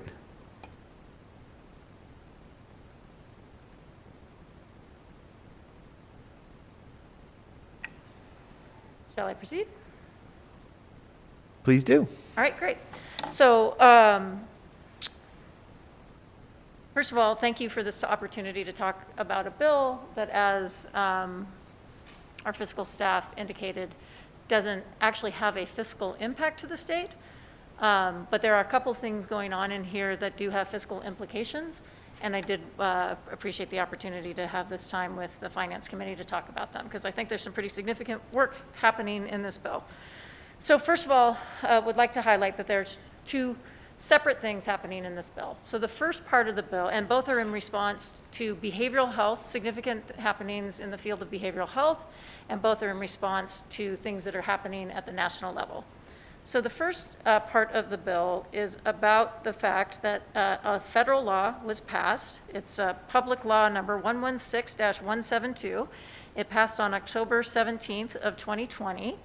And what that law does is it requires the Federal Communications Commission to designate 988 as the universal telephone number for a national suicide prevention and mental health crisis hotline.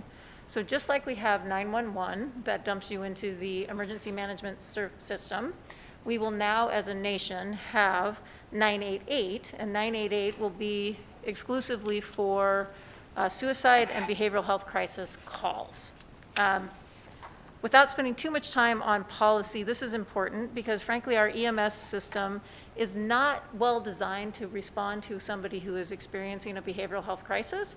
You call 911, they say police, fire, medical, and really in many cases none of those are the right tool to address the response. And so there's been significant work done across the nation to identify best practices for crisis response, and that crisis response should have a hotline, a 988 number that's recognizable, that dumps into what's known as a National Suicide Prevention Lifeline Program, and those are nationally certified and recognized. We are lucky in Nevada that we have one of under 10 national centers that are in Nevada, and that program is currently run by Crisis Support Services of Nevada. So we already have one of these hotlines. The bill calls for establishing it, and it doesn't call out that individual provider because that provider in theory could change over time, but we already have one of those centers. So that's good news for Nevada. So basically what's going to happen is that law mandates that 988 gets rolled out by July 16th of 2022. So if we pass this bill, if we don't pass this bill, it doesn't matter. 988 is coming. The switch will be turned on, and we're going to have to be able to answer 988 calls. The model, or the national language, comes with this model legislation which recognizes these national best practices that include the 988 hotline. They include the ability to dispatch mobile outreach teams. So 90% of the calls can be stabilized by that person, that voice on the phone that helps somebody get stabilized in a behavioral health crisis. But there are those that can't, and in those cases, this call center is able to dispatch a mobile crisis team. And in this legislation, we define 3 types of crisis teams. One is similar to our MOST teams, which I think most of you are familiar with, which is a law enforcement and behavioral health professional paired together to dispatch.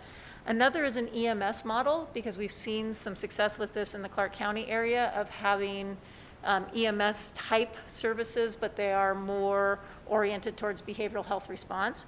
And the third is the national model, which is typically a behavioral health professional and a peer, so somebody with lived experience in either behavioral health or substance use crisis, who can really relate to that person who is having a crisis, plus a behavioral health professional.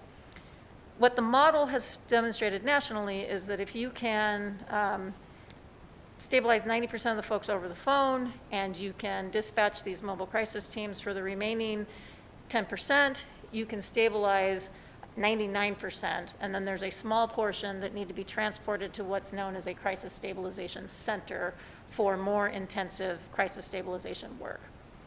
So this model is aligned with that system of care, and we're really trying to build a whole new paradigm where suicide calls and behavioral health crisis calls don't end up in 911 and instead end up in 988 and get a more appropriate response. So the first half of the bill does that. The fiscal implications are it enables a surcharge to be put on all telephone lines to fund a portion of this work. So the national law was explicit in allowing states to place a surcharge on phones to be able to fund this 988 system, and it says 988 related services. So that's what the first portion of this bill does. How it's set up in the bill is to establish the surcharge via regulations as we're a little bit farther along in the process to understand what the cost of these services are really going to be. And again, I just want to emphasize, whether we choose to do anything or not, 988 is coming, and calls will start coming into the 988 line. They'll probably be slow at first, but as more awareness grows about 988, that system needs to have the resources to be able to function. And so if we don't do it through the surcharge, it's going to come back on us one way or another. In other states, we've seen rates so far established somewhere between 45 cents and $1.25 per month, just to give you a sense. But we really believe that the appropriate thing to do is to do a planning process, understand what the service level is going to be that's necessary, and then through the regulatory process, set the rate based on what we've learned about what it's going to take to implement.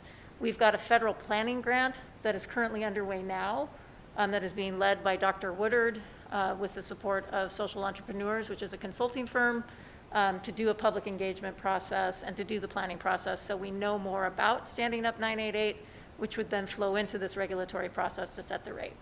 So that's the first part of the bill, and that's how that part works. If it makes sense to stop and talk about the 988 portion before we go into the opioid settlement part, I'm happy to do that. I think it would, because those are kind of two separate bills in one bill. And so really is. I think Senator Kekeffer had a question on this. Yeah, thank you. I appreciate it, Mr. Chairman. So obviously the telecoms have gotten interested in the bill, and we didn't really talk to them or with them during the hearing in HHS. So is it the intent that the surcharge funds mental health services or funds the infrastructure of the telephone line? So thank you for the question. So the intent is that it funds 988 related services. So if you, they are outlined in the bill, and that is specifically, I'm sorry, I'm getting to the right page. So it starts on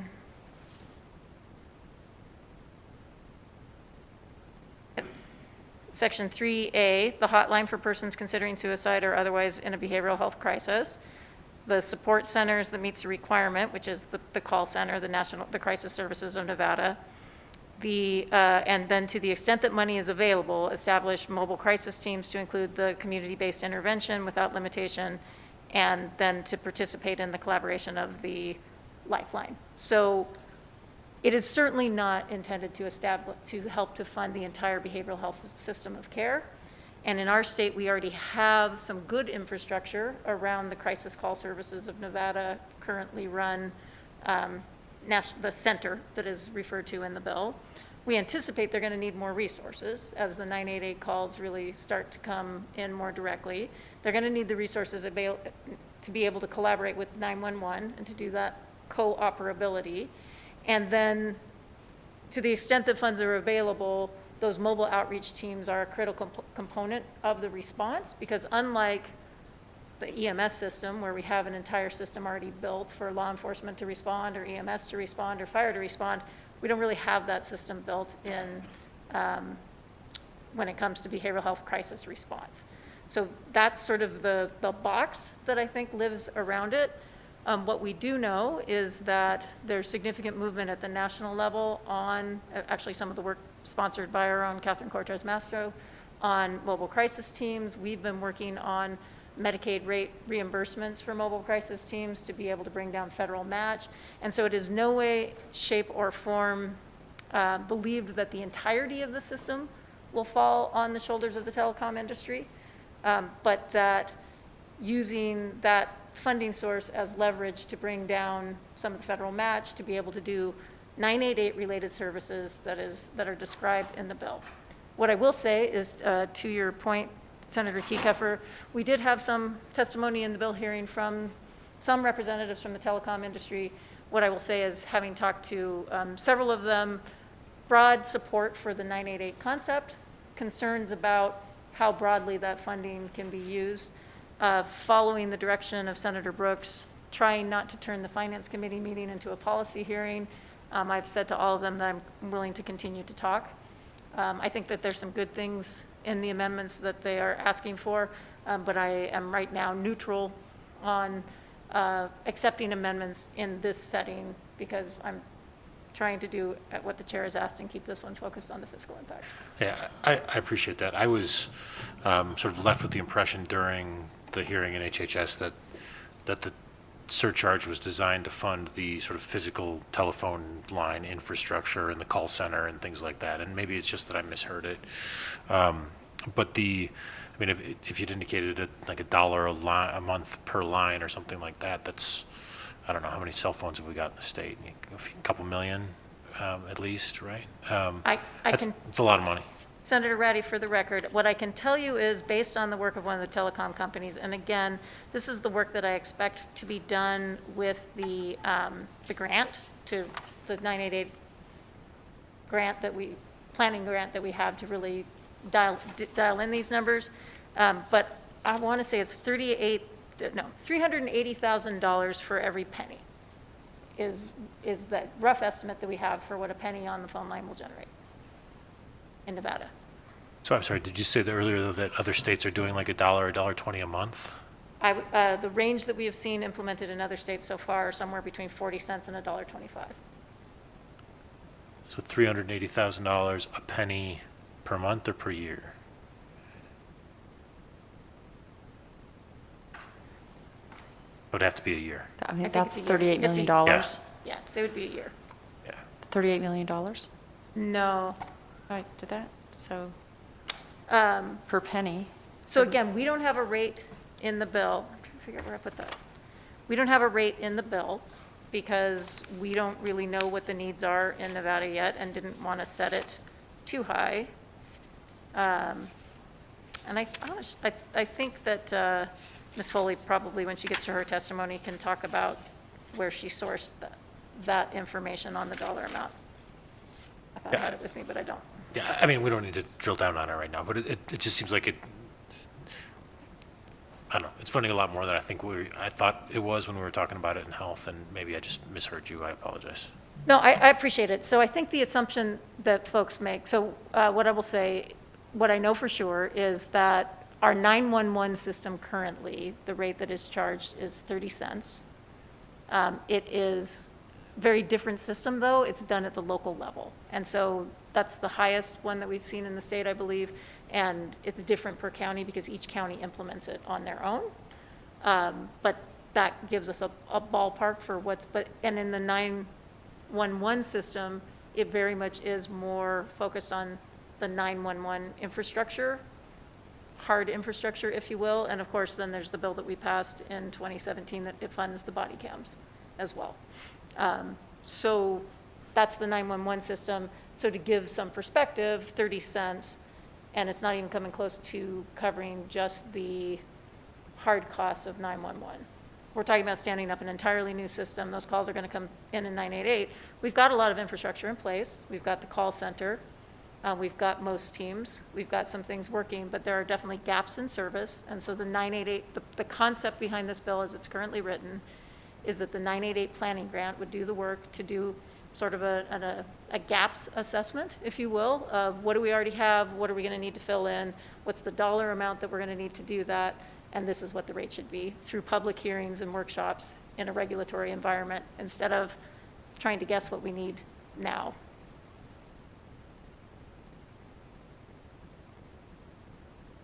Any other questions on the 988 portion of this bill before we move on to the other piece of it? Yeah. Senator Severs-Gansert. Yeah, thanks, Chair Brooks. And so when I was reading this, I'm trying to figure out which lines it's picking up. Is it picking up all the mobile lines? Is it picking up landlines? Is it picking up, because there's different types of lines now. Yeah. So that was actually a great clarification that was brought forward by the telecom industry. We went into the hearing believing that landlines were excluded from the federal legislation, and during the course of the hearing determined that that was not accurate, so it is inclusive of all lines. Thank you. And then we have some MOST teams that are affiliated with police, and so when this talks about having mobile crisis teams, so it wouldn't be those teams, it would be another set of individuals that are trained to respond to behavioral health. So the bill is inclusive of 3 different types of mobile outreach teams. So the MOST team model, the EMS model, which is a version that we've seen in Clark County, and then the national best practice model, which is the behavioral health professional with the peer. And again, the bill, we do not contemplate funding all of those programs with this rate. We have some of those things in existence, but we have big gaps as well. And so they're all included because the call center, the 988 call center, could in theory dispatch any of the above. So for example, with a MOST team where you have a law enforcement officer and a licensed behavioral health professional, at least in Washoe County, that's how our MOST team works. Thank you. That very valuable asset might be reserved more for when we really do need the 911, a person's imminent safety is involved. So if you think about behavioral crisis paired with a domestic violence incident, or somebody who is in the act of publicly threatening suicide, and you really do need a public safety response. And so that team could be utilized in those situations and then leave a lower cost alternative like a peer working with a behavioral health professional for other instances that really are just behavioral crisis oriented and not public safety oriented. So we're building a system of crisis care somewhat from scratch using the existing assets that we already have and then trying to take it up to the next level. Thank you. And then the math, the 380,000%, when you think about 3 cents, it's about $1 million. So it is $38 million if you do a dollar. Yeah, that can't be quite right. So Yeah. I'm going to defer we'll have to check the math. Thank you. I'm going to defer to Ms. Foley because I believe that she's going to have better numbers on that than I am. Thanks.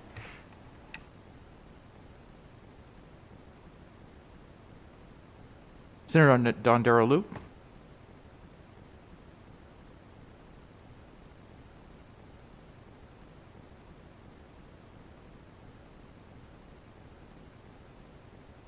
Sorry, I had to find the right button for the right thing. When did you say this was going to be up and running? 988 turns on in July of 2022. We have a little over a year. And the planning grant is already started. So they started meeting in April. Okay, all right, I was just putting that all together. Will there be enough time to, like, will the money portion start? When will the money portion start? And if you don't have it, we can No, find it's out. in the implementation.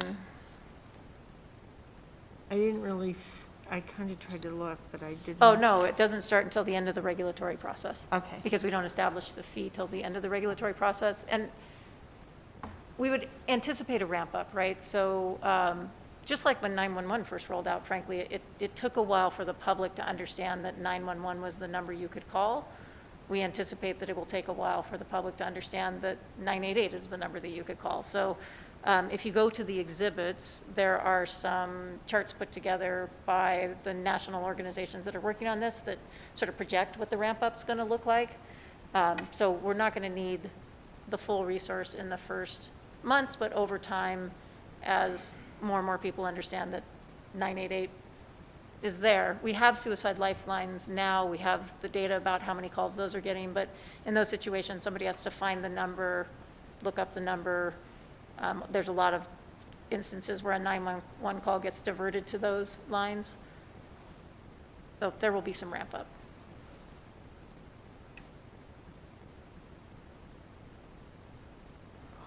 While very important, not the reason we're here. So if we could move on to the next piece of the bill. Yeah. Oh, Yeah. I'm sorry. Senator Dennis, I'm sorry, I missed you. Just a quick question. On the regulatory side, is that the PUC that would set the rates, or is it somebody else? Dr. Woodard, do you want to take that one? Sure, Stephanie Woodard for the record. Currently, the way that the legislation is drafted in the amendment, it would be the PUC in consultation with the division. So together, we would look at the data and the information that we have and scrutinize it and use that as the basis for helping to establish the rate.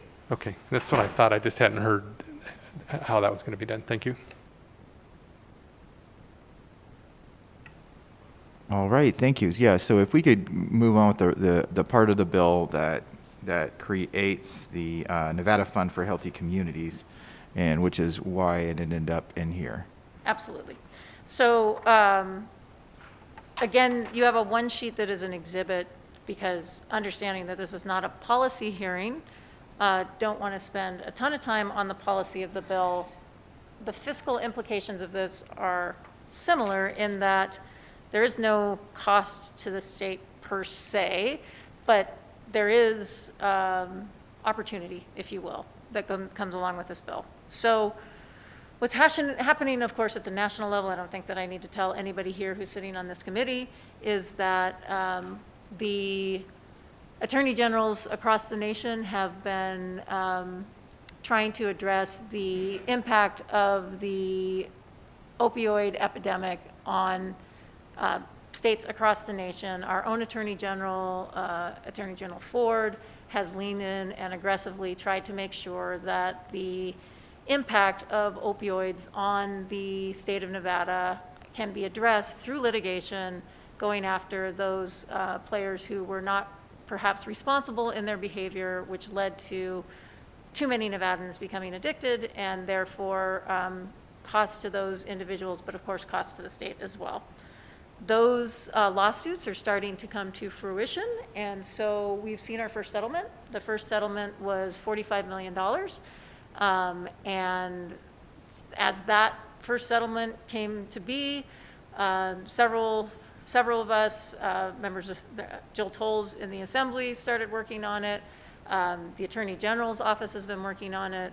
Department of Health and Human Services has been working on it to try to anticipate what is the best use of those dollars within the framework of the settlement agreements as we anticipate them to come down.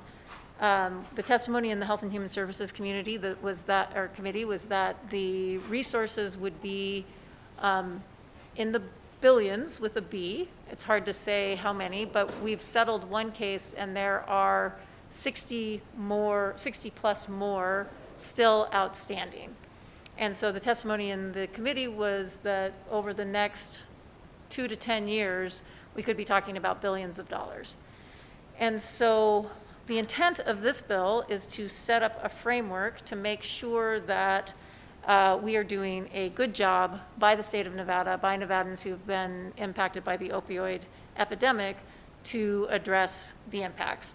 And as sometimes happens during a committee hearing, we had some learning that happened in the committee hearing that led to a pretty significant revision of this bill. And it is that learning is that the state, the cases that are being pursued by the Attorney General's office are about the impact to the state as a whole, and that there are also cases being pursued by local governments and tribes and cities and counties, and that those cases are about impacts at the local level. And so we needed to do a pretty significant revision to the bill to get to a place where we were really addressing the statewide impact. And that is what you see in the mock-up before you and why you see the significant changes. Trying to just focus on the fiscal pieces that I think this committee will be interested in. I might be able to help you with that. Really, we just need to understand that what is the identified funding source for the Nevada Fund for Healthy Communities. And that's what kind of triggered the need to come in here, and if we could, that's really what we're trying to get to. Just stay focused on that, absolutely. So it is now the, Nevada Fund for Resilient Nevada. So we've changed the name because the Fund for Healthy Nevada is already taken. And the funding source is the settlement dollars. The way that the bill is written is that the settlement dollars will flow into that account as established.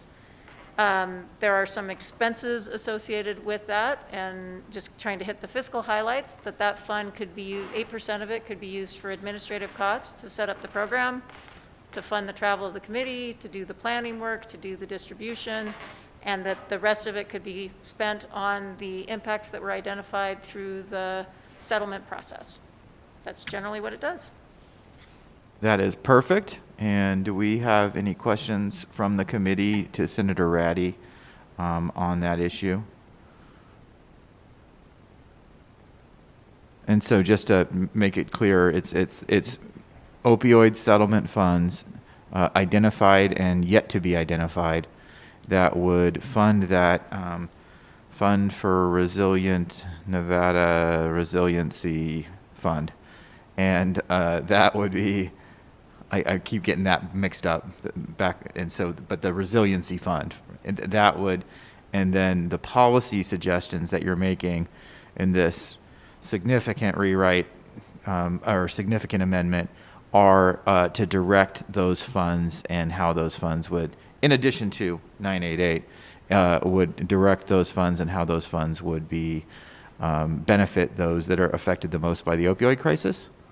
Yes, and Julia Reddy, for the record, I think the clarification that this committee will be interested in anticipating this committee's work in future biennium is that the first draft of the bill really subgranted all of the money to local governments and nonprofits, and this draft of the bill is far more focused on statewide impact and is very clear that that money could be used at state DHHS, state prisons, state child welfare, could also be subgranted to locals if that's the more efficient mechanism for meeting the statewide impact.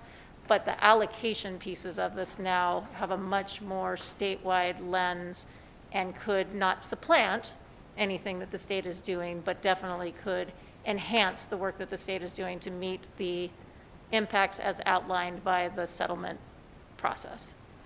Perfect. Thank you for that explanation. That's especially since locals are having their own kind of conversations around their needs and the impacts and settlements as well. All right, great.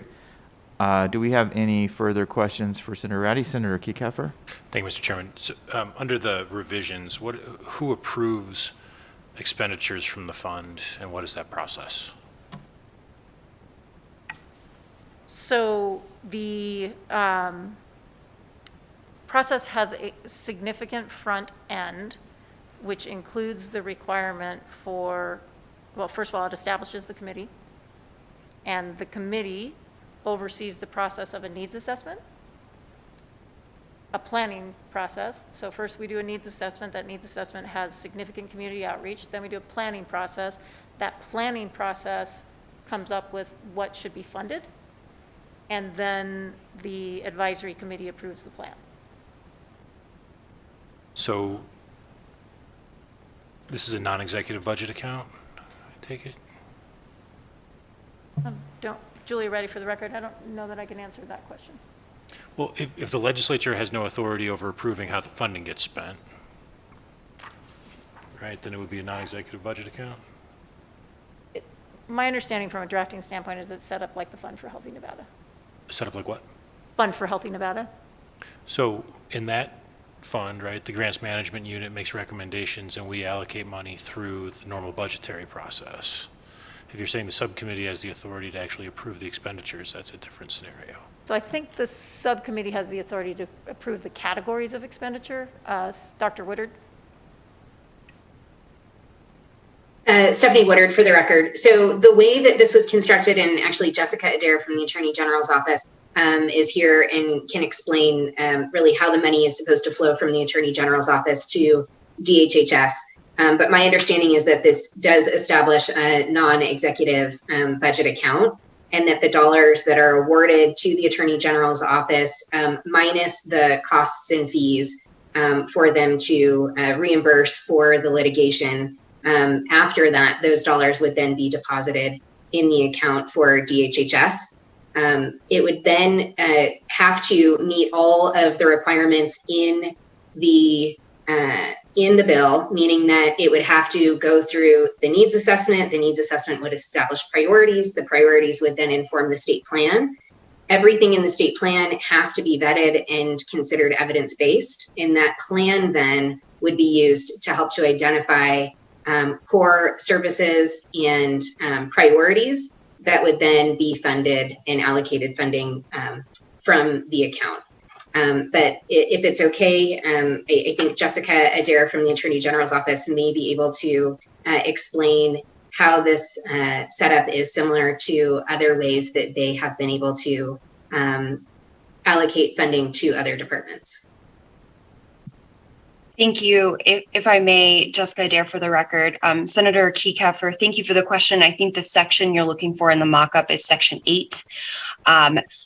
So will the legislature or the IFC approve every single disbursement of funding? Under this draft, no. Funding will be received by the AG's office. We subtract any associated costs, and then the vast majority of the funding goes to this fund, the Fund for Resilient Nevada. And DHHS is the one with the authority to actually distribute that funding, and that it would be not with the legislature approving each individual disbursement. However, DHHS would have the legislative authority to make those disbursements through the legislative authorization in this bill, and then within the very extensive parameters that are established in this bill in terms of the needs assessment, the state plan, and the advisory committee in a fairly complicated process. And then, of course, like every other budget account would be subject to significant transparency requirements and all of the other state statutes regarding to how we do subgranting with state funds. Thank you for that, Ms. Adair. Mr. Chairman, this could be a multi-billion-dollar settlement fund, and the idea that it sort of lies exclusively in the executive branch sounds a lot like this summer to me, where legislature ultimately rubber stamps a lot of expenditures, and I would want to have potentially some further discussions about that. It sounds like a great, HHS sounds like a great place for those discussions. Oh. Any other questions? Senator Sievers-Gansert? Thank you. I have the same concerns because we've seen this before. We've seen hundreds of millions of dollars come down in settlements, and then the money gets dispersed with little to no oversight through the legislative process. And I know when we set up Healthy Fund Nevada, when we had the tobacco dollars and we set that up, those were, of course, had longevity to them because we get funds annually on those. We have a completely different process than what is proposed here, so I think maybe we need to relook at that. And I agree that the planning probably should be done in DHHS. That makes some sense because they're going to know where our needs are, but it really does seem like it should be a process that goes through the legislature for ultimate approval versus providing that authority to the department. Thank you.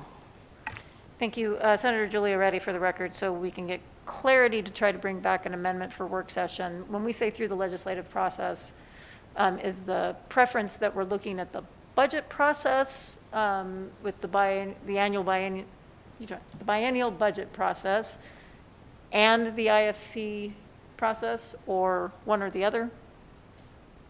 If I may, Mr. Chairman, I think I would want to understand if there was a need to potentially disperse funds on a more immediate basis than our biennial budget process. So, for example, our grants management unit, right, develops their spending plan, and we approve that during our normal budgetary process. If there would be a reason that that wouldn't work, that type of planning is insufficient for the disbursement of these funds, I think I'd want to understand that. But at the very least, if we're dispersing, even out of a non-executive budget account, if we're moving money into a state agency, we have to approve that through IFC now because we're accepting the expenditure authority. We have to approve the expenditure authority through IFC. So, but if it's grants to community organizations, local governments, things like that, we would have no oversight of it. So I would think that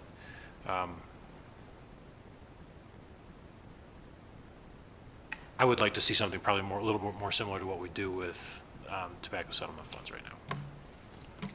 Okay. Chair, I think we've received, Julia Reddy, for the record, we've received some good feedback. There was I want to just say that we're very committed to two things on this bill that I wouldn't want to walk back. And one is community engagement, and not just any community engagement, but community engagement in ways that we haven't done it before. We actually think that this bill is quite innovative to get away from the subject matter experts sitting around a table talking about people who've been affected by the opioid epidemic, and rather actually getting some people at the table who have been affected by the opioid epidemic.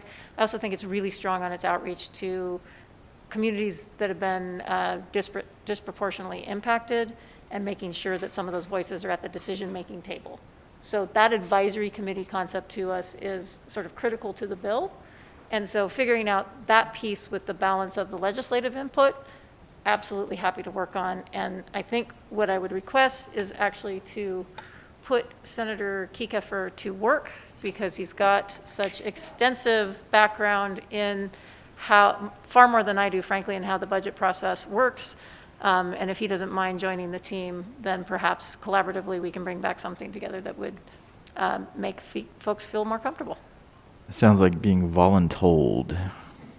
Senator Sievers-Ganser, did you still have a comment or question? No, I appreciate the comments of the sponsor, and I agree. And I think this is money that should have some longevity. There's going to be some more urgent needs that we can set up, but I think if we're in the billions, we need to think longer term too, and I think the legislative process is appropriate for that. Thank you. Thank you. Do we have any further questions for Senator Ratty? And did Ms. Foley, were you gonna be part of the presentation to answer questions, or come up and support or opposite, or none of the above?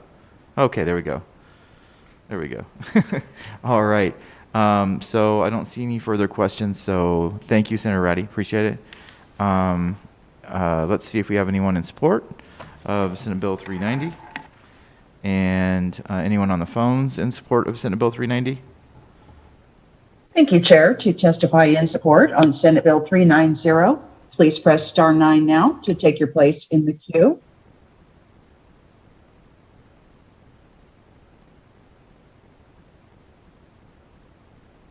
Caller with the last three digits, 284, please slowly state and spell your name for the record. You have 2 minutes and may begin. Good evening, committee chair and chairman. My name is Margie Turner, MargieTurner.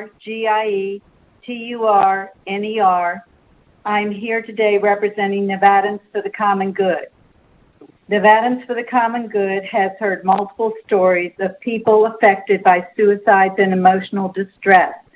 Personally, my husband recently received a call from a friend who said he was going to commit suicide and just wanted him to know. My husband was not sure what to do next after he told his friend to reconsider his actions, and the friend hung up.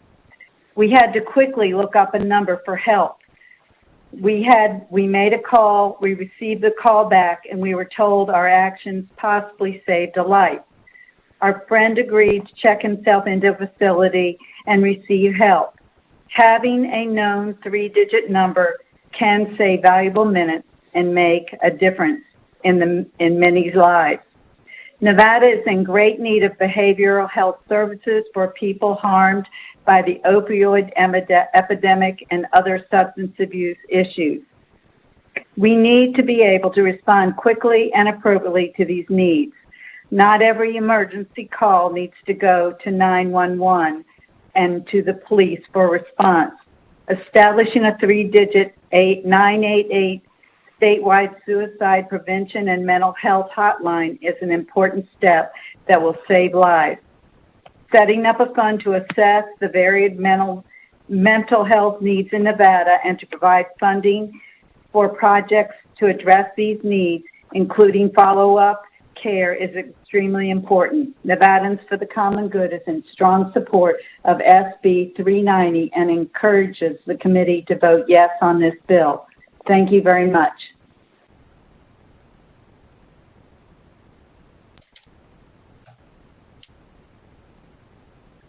Caller with the last 3 digits, 982, please slowly state and spell your name for the record. You have 2 minutes and may begin. My name is Robin Reedy, Reedy, and I'm the Executive Director of NAMI Nevada. And on behalf of NAMI Nevada, we offer our support for the 988 implementation within SB 390. A mental health crisis deserves a mental health response. The implementation of 988 gives us an opportunity to reimagine crisis response. It's not just a phone number, it's a response. Nevada has an opportunity to rethink how we respond to crises and ensure that response is equitable across all communities in this state, whether they are urban, rural, or frontier. Fee revenue will provide the resources needed to ensure stability and consistency across the state in the delivery of appropriate crisis care. An effective response has three main parts: crisis call centers, mobile crisis teams, and crisis stabilization options. 988 won't wait. 988 will go live with or without us, and doing nothing results in people calling for help with no place to get help. Thank you.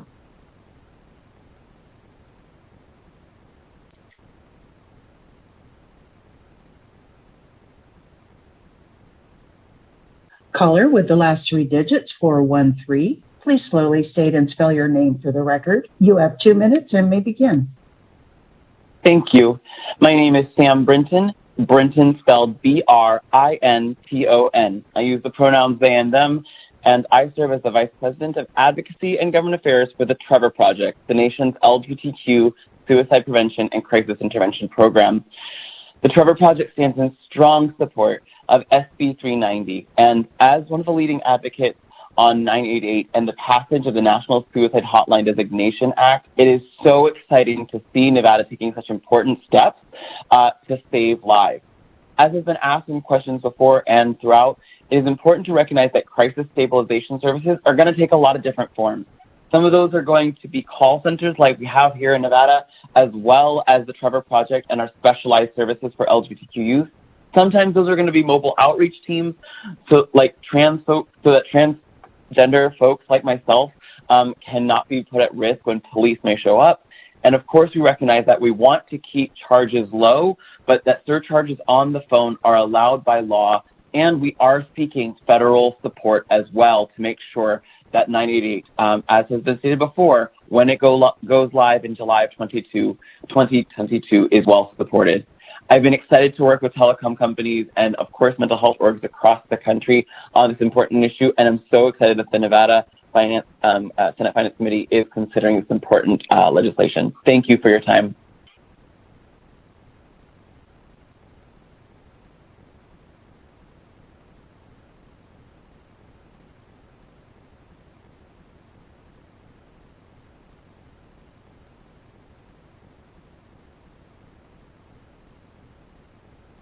Next caller. Yes, thank you, Chair. Caller with the last three digits, 715. Please slowly state and spell your name for the record. You will have 2 minutes and may begin. Good evening, Stephanie Pasternak, that's Pasternak. Thank you, Chair and members of the committee. On behalf of the National Office of the National Alliance on Mental Illness, I thank you for the opportunity to testify on the intent of the federal 988 law. Last year, the FCC announced that 988 would become a nationwide three-digit number for mental health and suicidal crises. Congress then introduced bipartisan legislation to not only put 988 into law, but to provide tools for states to build a crisis response system that would ensure a mental health response to mental health crises. NAMI and our partner organizations came to the table with the telecommunications industry and congressional sponsors to negotiate the National Suicide Hotline Designation Act. Congress recognized that 988 is an important tool, but that states would need to do much more to provide the right help on the other end of the phone. The federal legislation explicitly authorized states to charge fees on telecommunications bills and specified that those 988 fees be allowed to pay for the effective routing of calls and the provision of acute mental health crisis outreach and stabilization services. This language had the full support of Congress with a unanimous vote in both chambers and was signed by President Trump. Verizon issued a statement commending the bill for making mental health crisis help more easily available to people who need it, and went on to say that 988 will make crucial mental health resources and support available in times of crisis when it matters most. Any attempt to narrow fees to cover only call center costs would not reflect congressional intent in the statutory language, and it would cost lives and continue our misuse of law enforcement. With 988, there's a real opportunity to reimagine crisis response. For less than the cost of a couple of cups of coffee per year, we can find a life-saving system in Nevada that delivers help when and where people need it. Thank you.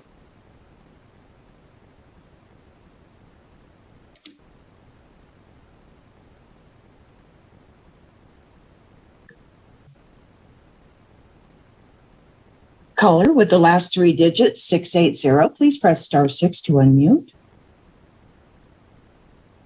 Thank you, caller. Please slowly state and spell your name for the record. You have 2 minutes and may begin. Thank you. Taryn Hyatt, TarynHiatt, with the American Foundation for Suicide Prevention, Nevada chapter. Chairman Brooks and committee members, thank you for the opportunity to submit testimony in support of SB 390. Statewide crisis call centers and crisis response services desperately need more resources and more funding to truly build the capacity to respond to these growing community crisis needs. When our in-state call centers are unable to answer calls to the Lifeline, callers get rerouted to other centers, often out of state, resulting in longer wait times and fewer linkages to effective local care. We want to have our in-state crisis centers connect callers to local support. Our current crisis response system relies heavily on law enforcement, as has been stated, and it puts people experiencing these mental health crises through an expensive and traumatizing revolving door as we shuttle between jails, emergency rooms, and then the street. This 988 crisis service system that is effectively resourced and promoted will reduce healthcare spending with early intervention. It will reduce the burden on emergency rooms and law enforcement. It will also support improved outcomes for individuals experiencing a mental health or suicidal crisis. With your support, we can act to affirm our state's commitment to mental health of Nevada's residents and help to prevent suicide across the state. I also just want to speak briefly, having lost my father to suicide in 2002 after a lifelong addiction to opioids. It is just so important that we address these mental health crises in a way that deserves, or that they deserve. Thank you so much for your time tonight. Thank you for your service, especially staying so late. We are appreciative of you doing the work of the people. Chair, there are no additional callers in support at this time. Thank you. Do we have anyone in opposition to this bill, Senate Bill 390, on the phone? Thank you, Chair. To testify in opposition to Senate Bill 390, please press *9 now to take your place in the queue.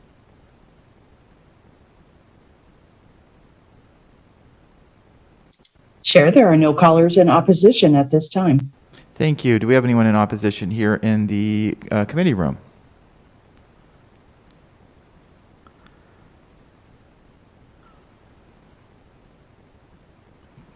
Thank you. Go right ahead. Thank you very much, Mr. Chair, members of the committee. My name is Helen Foley, and today I am representing the telecommunications industry. I specifically represent T-Mobile, and I will say that this includes every member of our organization. We strongly support the 988 system. T-Mobile was very involved in its original passage. The problem with this bill, I hate to admit this to all of you, but I have been here at the Nevada Legislature for 40 years. 40 years. And never have I seen where an organization is going to be taxed, but you don't tell them how much they're going to be taxed. and there's not a cap on how much you can tax them, but that we're going to have the PUC decide how much they're going to tax us. The PUC doesn't even regulate wireless. That's the FCC. We pay $200 a year and have a registration fee with the PUC. So that, to me, sounds kind of crazy. I know that we were talking about how much money would be generated. We had our experts look at the FCC Form 477, and it is a little bit old, but they took a look and compared our 911 fees, and they said that it would estimate at approximately $380,000 per penny imposed. So, and we were proposing, or would like to see, a 20-cent tax. If we had that, it would generate $7.6 million annually. We think that's a lot of money. It could possibly be higher. We would like to discuss it and get some kind of cap in this legislation so that it's not just a free-for-all. With 911, we pay for the operation of that center that provides the services and all the linkage.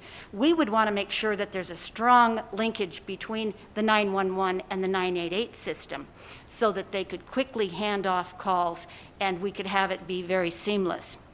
We know that there are other issues in the bill involving psychiatric mental health teams, emergency medical services teams, law enforcement agencies that include law enforcement officers, and mental health and providers of peer support services. What does this mean? How much is this going to cost? To think that you're going to tax the wireless industry and not give us a figure.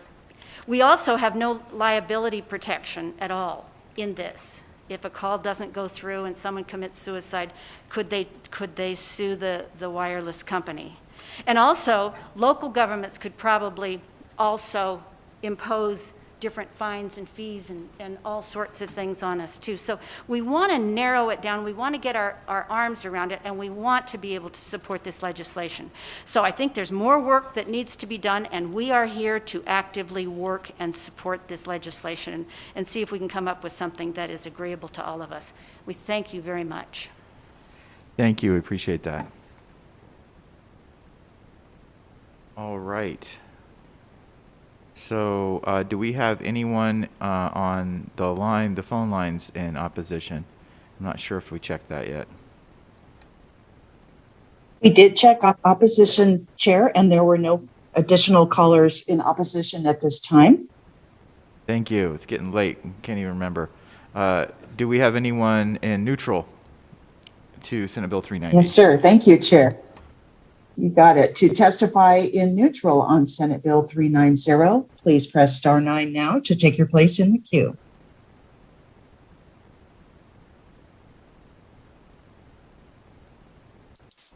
Chair, there are no callers in neutral at this time. Thank you very much. So with that, we can close the hearing on Senate Bill 390, and we can move into our next agenda item, which are work sessions on previously heard bills.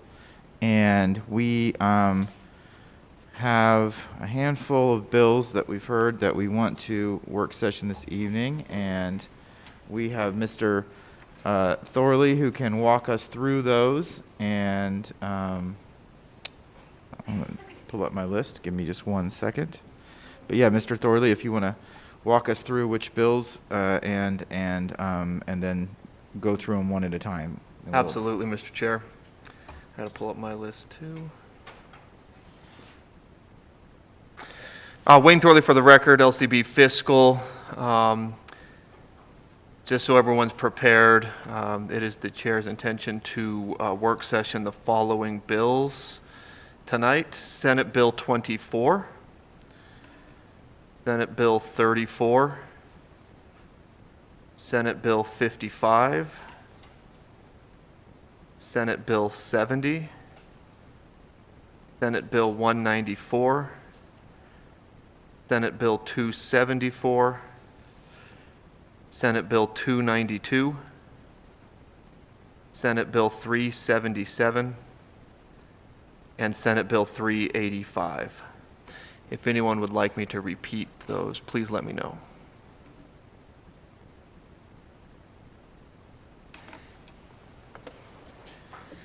If you're ready, Mr. Chair, I'll begin with Senate Bill 24. Yes, sir, please do.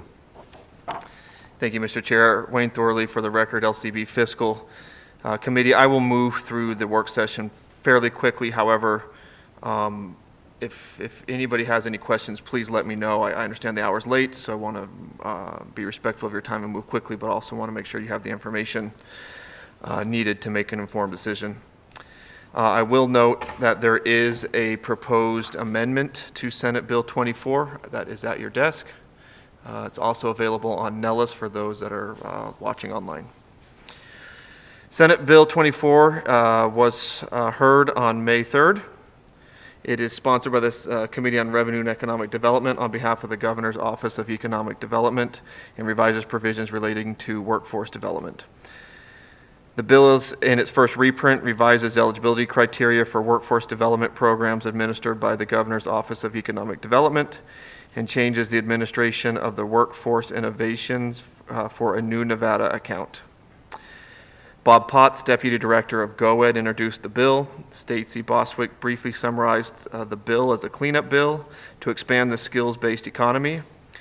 Ms. Boswick testified that the interest language in Section 4 of the bill was not critical to the success of the bill and that GOED's main intent with Section 4 was to ensure funding in the WIN account does not revert to the general fund at the end of the fiscal year. A potential amendment to Section 4 was discussed. There was a handful of testimony in support of the bill, including Joshua Levitt on behalf of the Society for Information Management, Las Vegas chapter, Ariel Edwards with the City of North Las Vegas, Patty Charlton with College of Southern Nevada, and Amber Stidham with the Henderson Chamber of Commerce. There was no testimony against the bill or no testimony in neutral. Regarding the proposed amendment, all the changes are in Section 4 of the bill, which is on page 7 of the mock-up. There are two changes. The first change removes language that would have allowed interest to be earned on general fund appropriations in the WIN account. That language is general language that we try to avoid because appropriations aren't cash and interest earned on appropriations can have a negative impact on the general fund. So it removes the provision that interest in the account was charged against general fund appropriations. And then the second change in Section 4, under current law, any money in the account at the end of the biennium reverts to the state general fund. This makes a change and says that the money does not revert to the general fund at any time and must be carried forward to the next fiscal year. Happy to answer any questions that the committee might have, Mr. Chair. Real quick. Bill becomes effective on July 1st, 2021. Although the proposed amendment would change the effective date of Section 4 to passage and approval, if the committee wishes to approve the bill with the proposed amendment, the motion would be to amend and do pass. Thank you. Thank you, Mr. Thorley. Does the committee have any questions on Senate Bill 24's amendment? Senator Severs-Gansert. Thank you, Chair Brooks.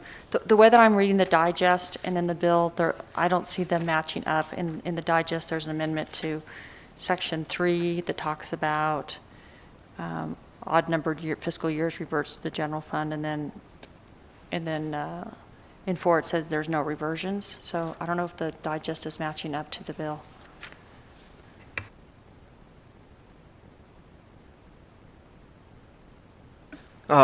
Senator Severs-Gansert, the way are you talking about the top of page 2 of the mock-up? Yes, the green at the top that's referring to Section 3, and then the language that you talked about is in Section 4. So the way I understand the digest is the language at the top of page 2 is existing law. So as the legal counsel generally does with the digest, they'll describe what the existing law is and then what the change occurs. The language at the top of page 2 is not a reference to section 3.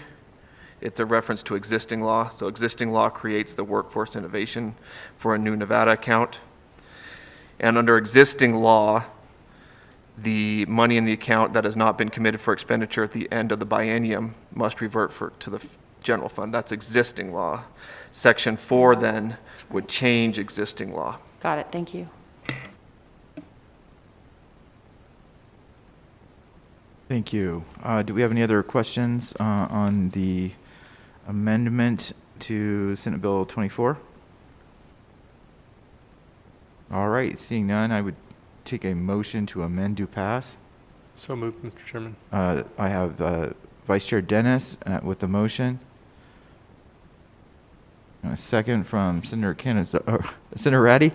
And all in favor, aye. Excuse me, discussion on the motion. Seeing none, all in favor, aye. All opposed, nay. And the motion passes unanimously, and we can move on to the next item. Mr. Chair, would you like to assign a floor statement for Senate Bill 24? Yes, please. Could I assign that to Senator Kiekefer?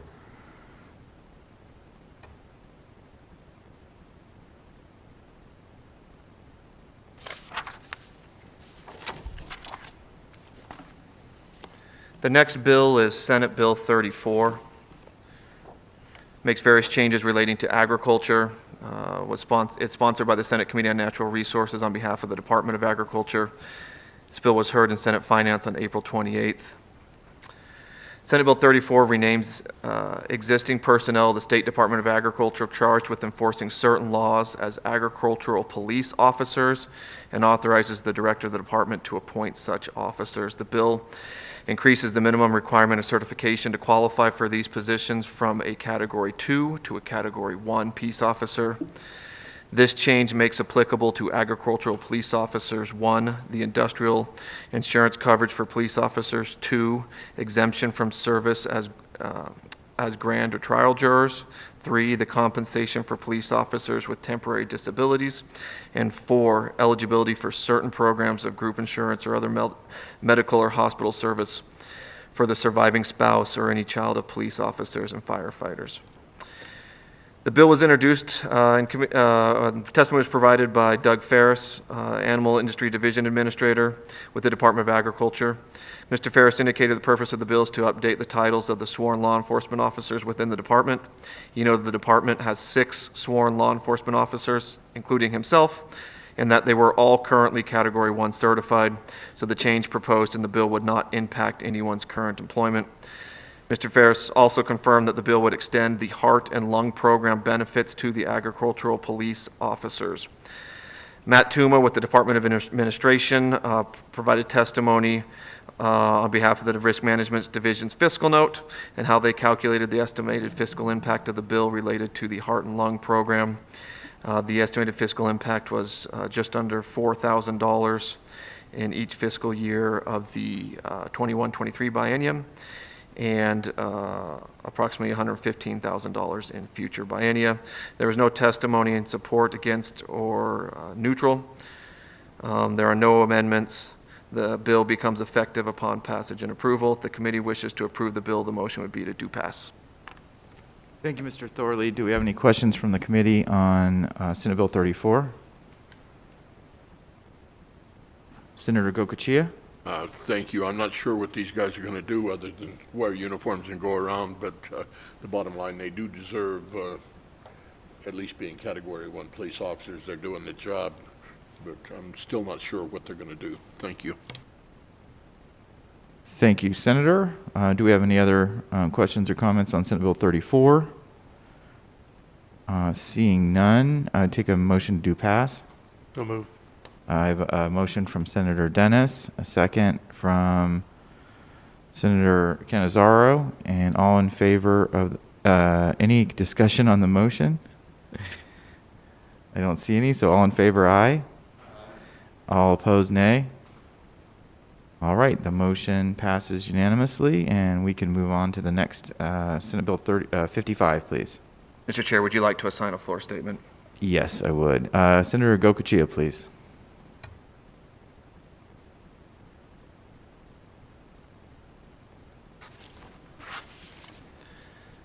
The next bill is Senate Bill 55. Senate Bill 55 revises provisions governing the licensing and regulation of employee leasing companies. It's sponsored by the Senate Committee on Commerce and Labor on behalf of the Division of Industrial Relations of the Department of Business and Industry. The bill was heard in Senate Finance on April 28th. Senate Bill 55 transfers the duties of regulating employee leasing companies from the administrator of the Division of Industrial Relations to the Nevada Labor Commissioner. The bill also replaces and defines the term employee leasing company with the term professional employer organization, and authorizes the Labor Commissioner to adopt regulations governing professional employer organizations, as well as impose an administrative fine to a licensee for a violation of any statutory provisions. Finally, the bill revises the definition of client company and professional employer organization to allow professional employer organizations to manage the labor compliance services of the client company without hiring and leasing back the client company's employees. Fiscal staff would note Senate Bill 55 effectuates a budget decision by the money committees in the Division of Industrial Relations budget for the 21-23 biennium. The money committees voted to eliminate fee revenue from the Division of Industrial Relations budget related to employee leasing companies, and to replace the lost fee revenue with an allocation from the Workers' Compensation and Safety Fund of $114,000 in each year of the 21-23 biennium. Testimony on the bill was provided by Labor Commissioner Shannon Chambers. Commissioner Chambers stated the bill transfers the regulation and enforcement of employee leasing companies to the Labor Commissioner from the Division of Industrial Relations. She also stated the bill renames employee leasing companies as professional employer organizations, which she said is the standard industry terminology. Commissioner Chambers also confirmed the bill does not include any new fees, and that no new positions are being requested by the Labor Commissioner as a result of the bill. There was no testimony in support, against, or neutral. There are no amendments. Senate Bill 55 becomes effective on July 1st, 2021. If the committee wishes to approve the bill, the motion would be to do pass. Thank you, Mr. Thorley. Do we have any questions on Senate Bill 55? All right, I don't see any, so we can take a motion to do pass. So moved. A motion from Senator Dennis, a second from Senator Cannizzaro, and any discussion on the motion? Seeing none, all in favor, aye. All opposed, nay. And the motion passes unanimously, and we can move on to Senate Bill 70. Mr. Chair, would you like to assign a floor statement? Yes, that's Senator Dennis, please.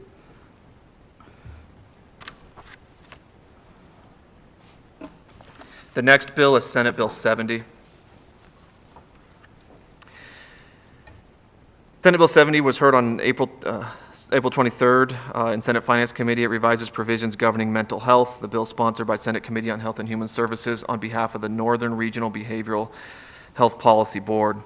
Senate Bill 70 revises various laws related to mental health. It prescribes separate processes for the detention and release of a person on a mental health crisis hold and the emergency admission of such a person.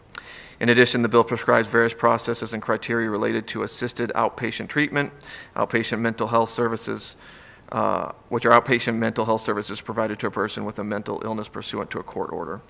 The bill makes various changes related to conditional release and requires the Division of Public and Behavioral Health and the Office of the Attorney General to approve all forms of detainment, evaluation, treatment, and conditional release of any consumer in a mental health facility or a program of assisted outpatient treatment. It revises requirements governing a petition for involuntary court-ordered admission and requires certain notification to be provided if a person is released or transferred to a different mental health facility or hospital. Finally, the bill requires courts to seal records governing proceedings involving a consumer in a mental health facility or a program of assisted outpatient treatment.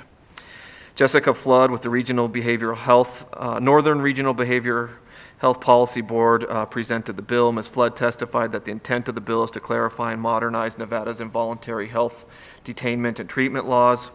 She indicated that the bill was not intended to have a fiscal impact and that her organization worked with the Division of Public and Behavioral Health on an amendment which has already been adopted by the Senate in order to eliminate the fiscal impact of the bill on the division. During neutral testimony, the Division of Public and Behavioral Health confirmed that Senate bill as amended does not have a fiscal impact on the agency. Robin Reedy with the National Alliance of Mental Illness, or NAMI, Nevada, testified in support of the bill. There was no testimony against the bill. Christina Brooks with the Division of Public and Behavioral Health testified in neutral on the bill. There are no amendments. Senate Bill 70 is effective upon passage and approval for the purposes of adopting regulations and performing administrative tasks, and on October 1st, 2021 for all other purposes. If the committee wishes to approve the bill, the motion would be to do pass. Thank you, Mr. Thorley. Do we have any questions on Senate Bill 70? See none. So I would take a motion, do pass. So moved. Senator Dennis makes a motion to do pass. I have a second from Senator Ratty. And any discussion on the motion?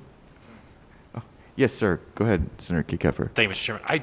I think I voted yes on this in committee, but I can't quite remember. So I want to vote yes, but if I'm being inconsistent, I apologize. And I'll figure out why later. Yes, sir. I appreciate that. Any further discussion on the motion? Senator Ratty?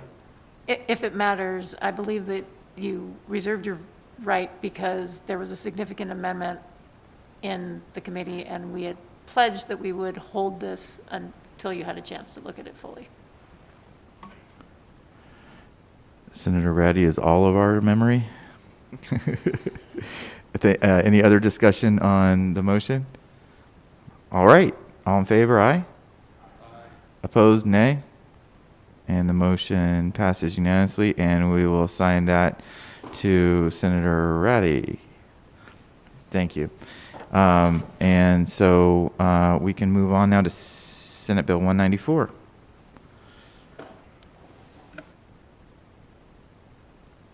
Thank you, Mr.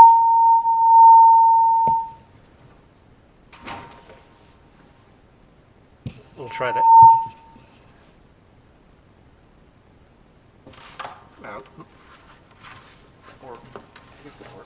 Even our audio visual equipment is tired. Yeah, thank you, Mr. Chair. Nope, that's not going to work.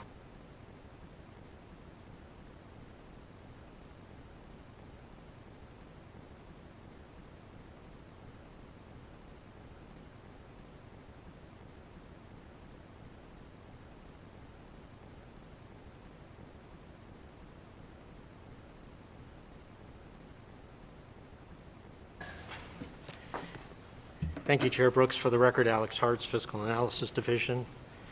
SB 194 was heard by the committee on April 23rd.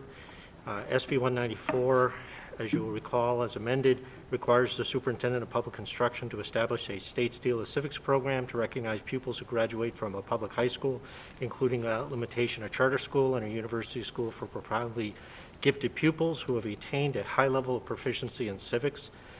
SB 194, as amended, establishes the criteria for earning a state seal of civics and requires the Superintendent of Public Instruction to adopt regulations that establish criteria for the superintendent to designate a school, pupil, or teacher or other school employee as a school of civic excellence, student civic leader, or educator civic leader, respectively. Finally, SB 194, as amended, makes various other changes, including it requires the Board of Trustees of each school district to aggregate and report to the Nevada Department of Education the results of students completing the civics portion of the naturalization test utilized by the United States Citizenship and Immigration Services, add civics to the list of subjects included within social studies, beginning with the graduating class of 2027, requires instruction in social studies to require a pupil to complete a service learning project during high school, and adds or includes additional communities in the list of communities whose culture, history, and contributions must be examined, adds that to the standards of content and performance for ethnic and diversity studies for certain pupils, and that is placed upon the council to establish academic standards for public schools. The bill was introduced by Senator Lang, who explained the amendments. Amendment to the bill, which was amendment number 220. There was no testimony in support of the bill. There was no testimony in opposition to the bill, and there was no testimony offered neutral to the bill. There are no amendments to the bill. Ms. Sarah Nick, representing the Nevada Department of Education, testified that the amendment removed all but $4,008 of the NDE's fiscal note. Ms. Chris Gow from Nevada System of Higher Education testified that the amendment removed the Nevada System of Higher Education's fiscal note. And the Clark County School District had an unsolicited fiscal note that indicated that the first reprint did not appear to have a material fiscal impact. Senate Bill 194 becomes effective upon passage and approval for purposes of adopting regulations and performing any other preparatory administrative tasks, and on July 1, 2021 for all other purposes. Thank you, Mr. Chair. I'd be happy to answer questions. Thank you, Mr. Hartz. Do we have any questions on Senate Bill 194? I do not see any, so I would entertain a motion to pass. So moved. I have a motion from Senator Dennis, a second from Senator Cannizzaro. Any discussion on the motion? Seeing none, all in favor, aye. All opposed, nay. And the motion passes unanimously, and I will assign that to Senator Sievers-Gansert.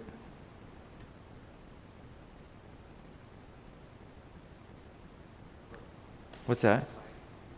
Oh, yeah, Senator Lang, thank you. So we'll assign that to Senator Lang. Thank you.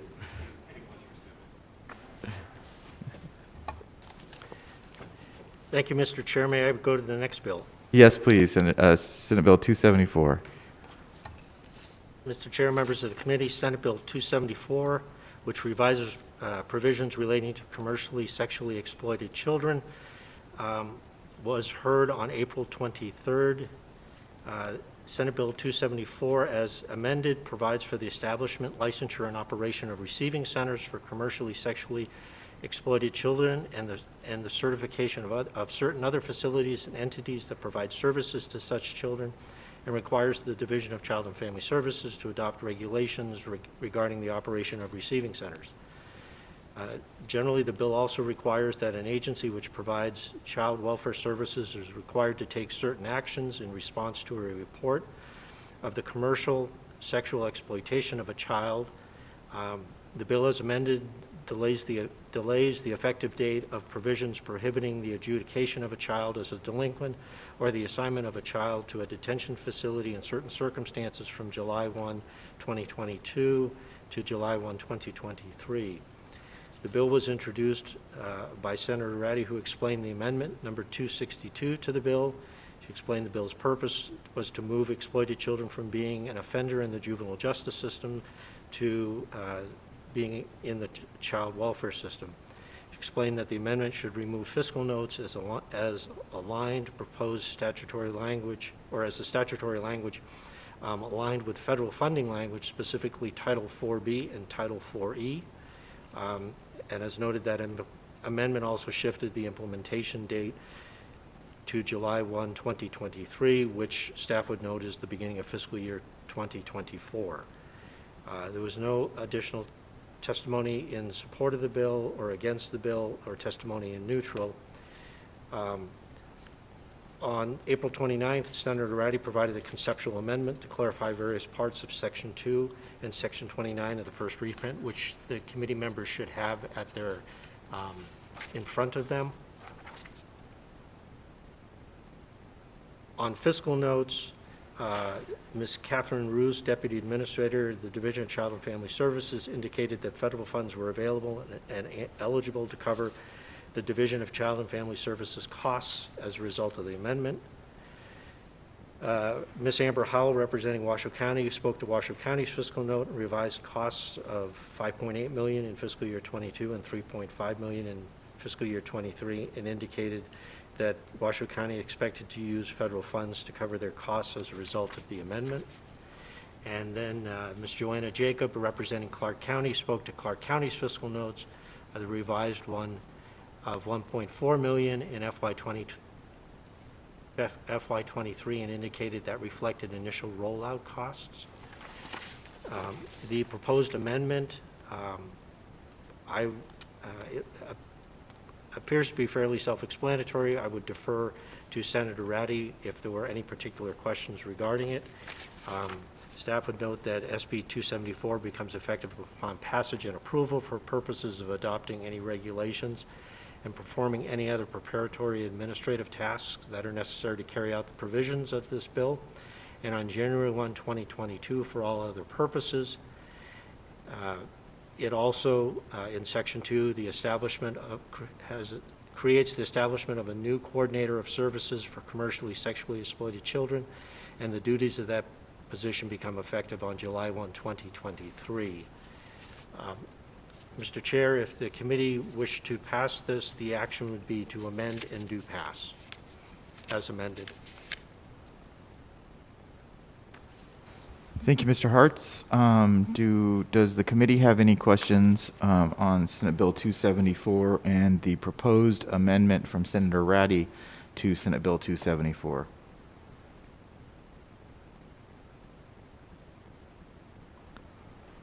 I do not see any, so I would take a motion to amend, do pass. So moved. I have a motion from Senator Dennis to amend, do pass, and a second from Senator Kieckeffer. And any discussions on that motion? I do not see any. So all in favor, aye. All opposed, nay. And the motion passes unanimously. And Senator Ratty will take that floor statement. And we can move on to Senate Bill 292.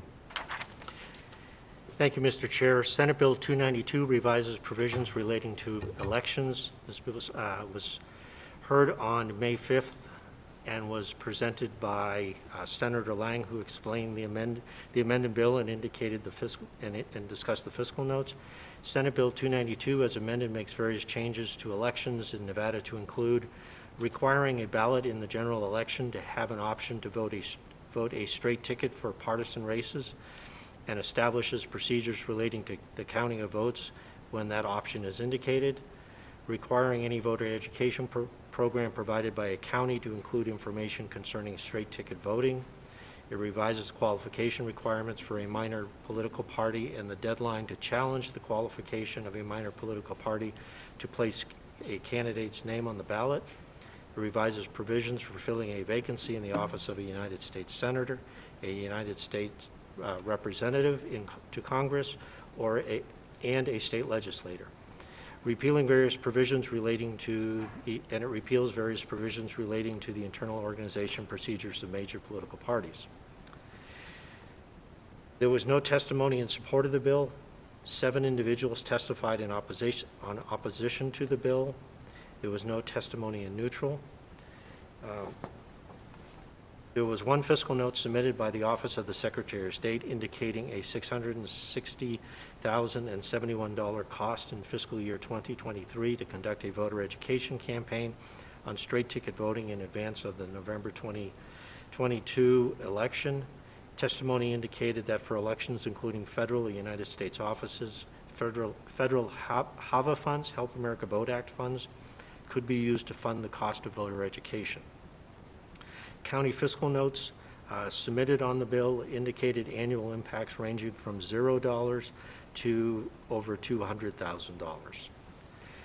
SB 292 becomes effective upon passage and approval for the purpose of adopting any regulations and performing any other preparatory administrative tasks that are necessary to carry out the provisions of this act, and on January 1st, 2022 for all other purposes. Thank you, Mr. Chair. Thank you, Mr. Hartz. Do we have any questions on Senate Bill 292 from the committee? All right, I do not see any. So I would take a motion, do pass. So moved. I have a motion from Senator Dennis and a second from Senator Cannizzaro. Any discussion on that motion? All right, all in favor, aye. All opposed, nay. And that is Senator Kieckeffer, Senator Sievers-Gansert, Senator Gokachia, and Senator Hammond are nays. And the motion passes with the members present. All right, I will assign that floor statement to Senator, what's that? Senator Lang. I even wrote it down, Senator Dennis, right here in front of my face. All right, and so we can move on to Senate Bill 377. Thank you, Mr. Chair. Senate Bill 377 was heard by the committee on April 5th. Senate Bill 377 would allow Clark County Child Welfare and Washoe County Child Welfare to retain unexpended general funds appropriated for adoption subsidy payments at the end of the fiscal year. Funds would be allowed to be balanced forward for 1 year and be available for general child welfare services and would revert to the general fund if unexpended by the end of the second year. Balanced forward funds would be utilized or would be intended to be utilized to meet federal adoption subsidy reinvestment requirements.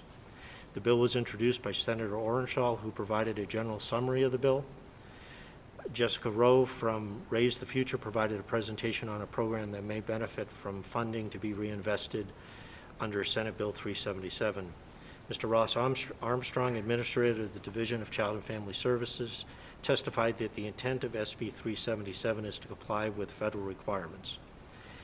Ms. Mandy Davis, Deputy Administrator of the Division of Child and Family Services, provided a summary of the child welfare structure in Nevada, noted changes to federal law that precipitated the requirement to reinvest in adoption subsidies, and explained that the requirement of funds reinvested.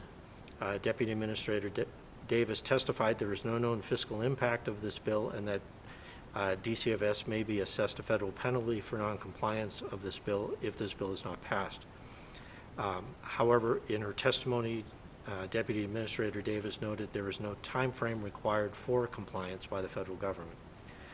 In response to questions, if the agency could build a future budget with an enhancement request as opposed to retaining unspent funds and balancing them forward, Ms. Davis confirmed there was a possible option to comply with the federal requirement. There was 2 callers were in support of the bill. There was no testimony against. There was no testimony in neutral. The committee should have in front of it a proposed conceptual amendment provided or submitted by the Division of Child and Family Services. The conceptual amendment is a 1-page document, and principally the intent of the amendment is to include the Division of Child and Family Services Rural Child Welfare Budget and the Rural Child Welfare Adoption Assistance Program that is under the agency as part of the, to have the authority to equally balance unexpended general fund forward from the first year to the next year and to be expended without restriction for adoption subsidy. The Division of Child and Family Services indicated it is trying to treat the Rural Child Welfare Program the same as Washoe and Clark Counties Child Welfare Services. During testimony, the additional fiscal impact of the amendment for the conceptual amendment, that is, was estimated to be approximately $300,000 per biennium. In follow-up conversation with the agency indicated that it expected approximately $160,000 a year in general fund savings that would be able to be balanced forward from 1 year to the next, or approximately $320,000 per biennium. Staff would note that the impact is to the general fund and that those would be general fund appropriations that would not otherwise revert back to the general fund. Fiscal notes were submitted indicating a $2.1 million impact in 2023 and a $4.1 million impact in future biennium for the Division of Child and Family Services if this bill as implemented is passed, or if bill is passed as drafted. Fiscal staff would note that the bill as written would not limit the expenditure of reinvested savings as federally required, but rather for any cost of providing child welfare services without restriction. Additionally, associated expenditures would not be reviewed or approved by the legislature or the interim finance committee. SB 377 would become effective on July 1, 2021. The committee's motion would be to do pass. If it wished to add the conceptual amendment submitted by the Division of Child and Family Services to include the Rural Child Welfare Adoption Assistance Program in the Rural Child Welfare budget, the committee's motion would be to amend and do pass as amended. Thank you, Mr. Hartz. And so I just want to clarify, it's this isn't a $4.1 million additional general fund obligation in future biennia. This is just it doesn't revert back the way that it does now. Is that correct? That is correct. That it does not require additional general funds to be budgeted. It removes the possibility of unexpended general funds being reverted, keeping them at the agency level for a similar or same purpose. Thank you. And if I recall, there was some testimony that there was some potential risk of being out of alignment with the federal funding requirements if they didn't align their budget, their expenditures with their budget request, and that's why they made this request. That is correct. The agency has put forward that is attempting to formally comply by placing in statute a mechanism to show compliance with the federal requirements. Okay, thank you. Do we have any questions on Senate Bill 377? Seeing none, I would take, or on the amendment? Seeing none, I take a motion to amend, do pass. I'm sorry, where was that motion? Oh, Senator Ratty, a second from Senator Dennis. Any discussion on that motion? All right, all in favor, aye. All opposed, nay. And any volunteers? Senator Kekeffer gets the floor statement. Appreciate it. And that moves us on to our last work session item of Senate Bill 385. Thank you, Mr. Chair. Senate Bill 385 requires the Division of Child and Family Services to conduct a study during the 21-22 legislative interim concerning investments in juvenile justice prevention activities in the state. That is Senate Bill 385 as amended. This bill was heard by the committee on April 28th. Senate Bill 385 as amended would require the Division of Child and Family Services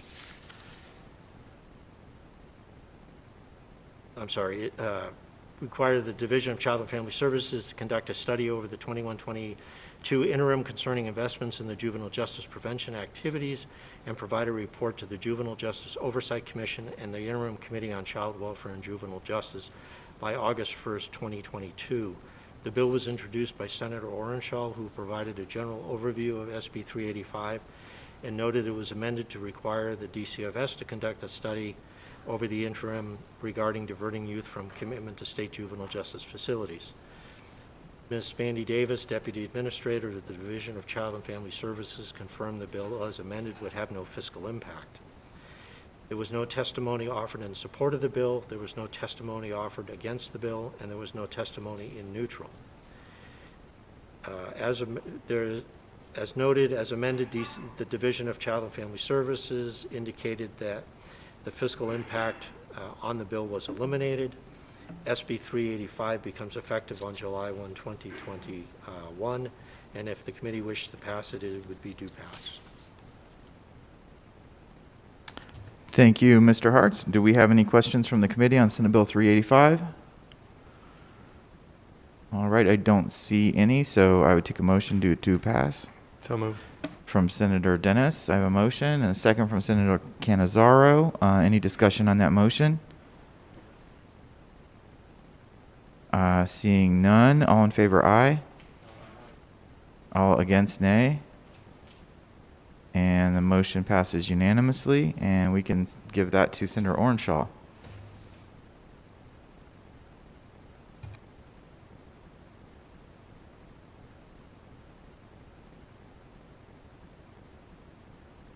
All right, that is our last work session item, and that takes us to our last business, which is public comment.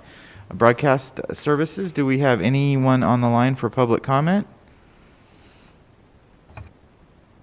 Chair Brooks, the public line is open and working. However, there are no callers at this time. Okay, thank you. So with that, we can adjourn this meeting. I'll see you all in the morning.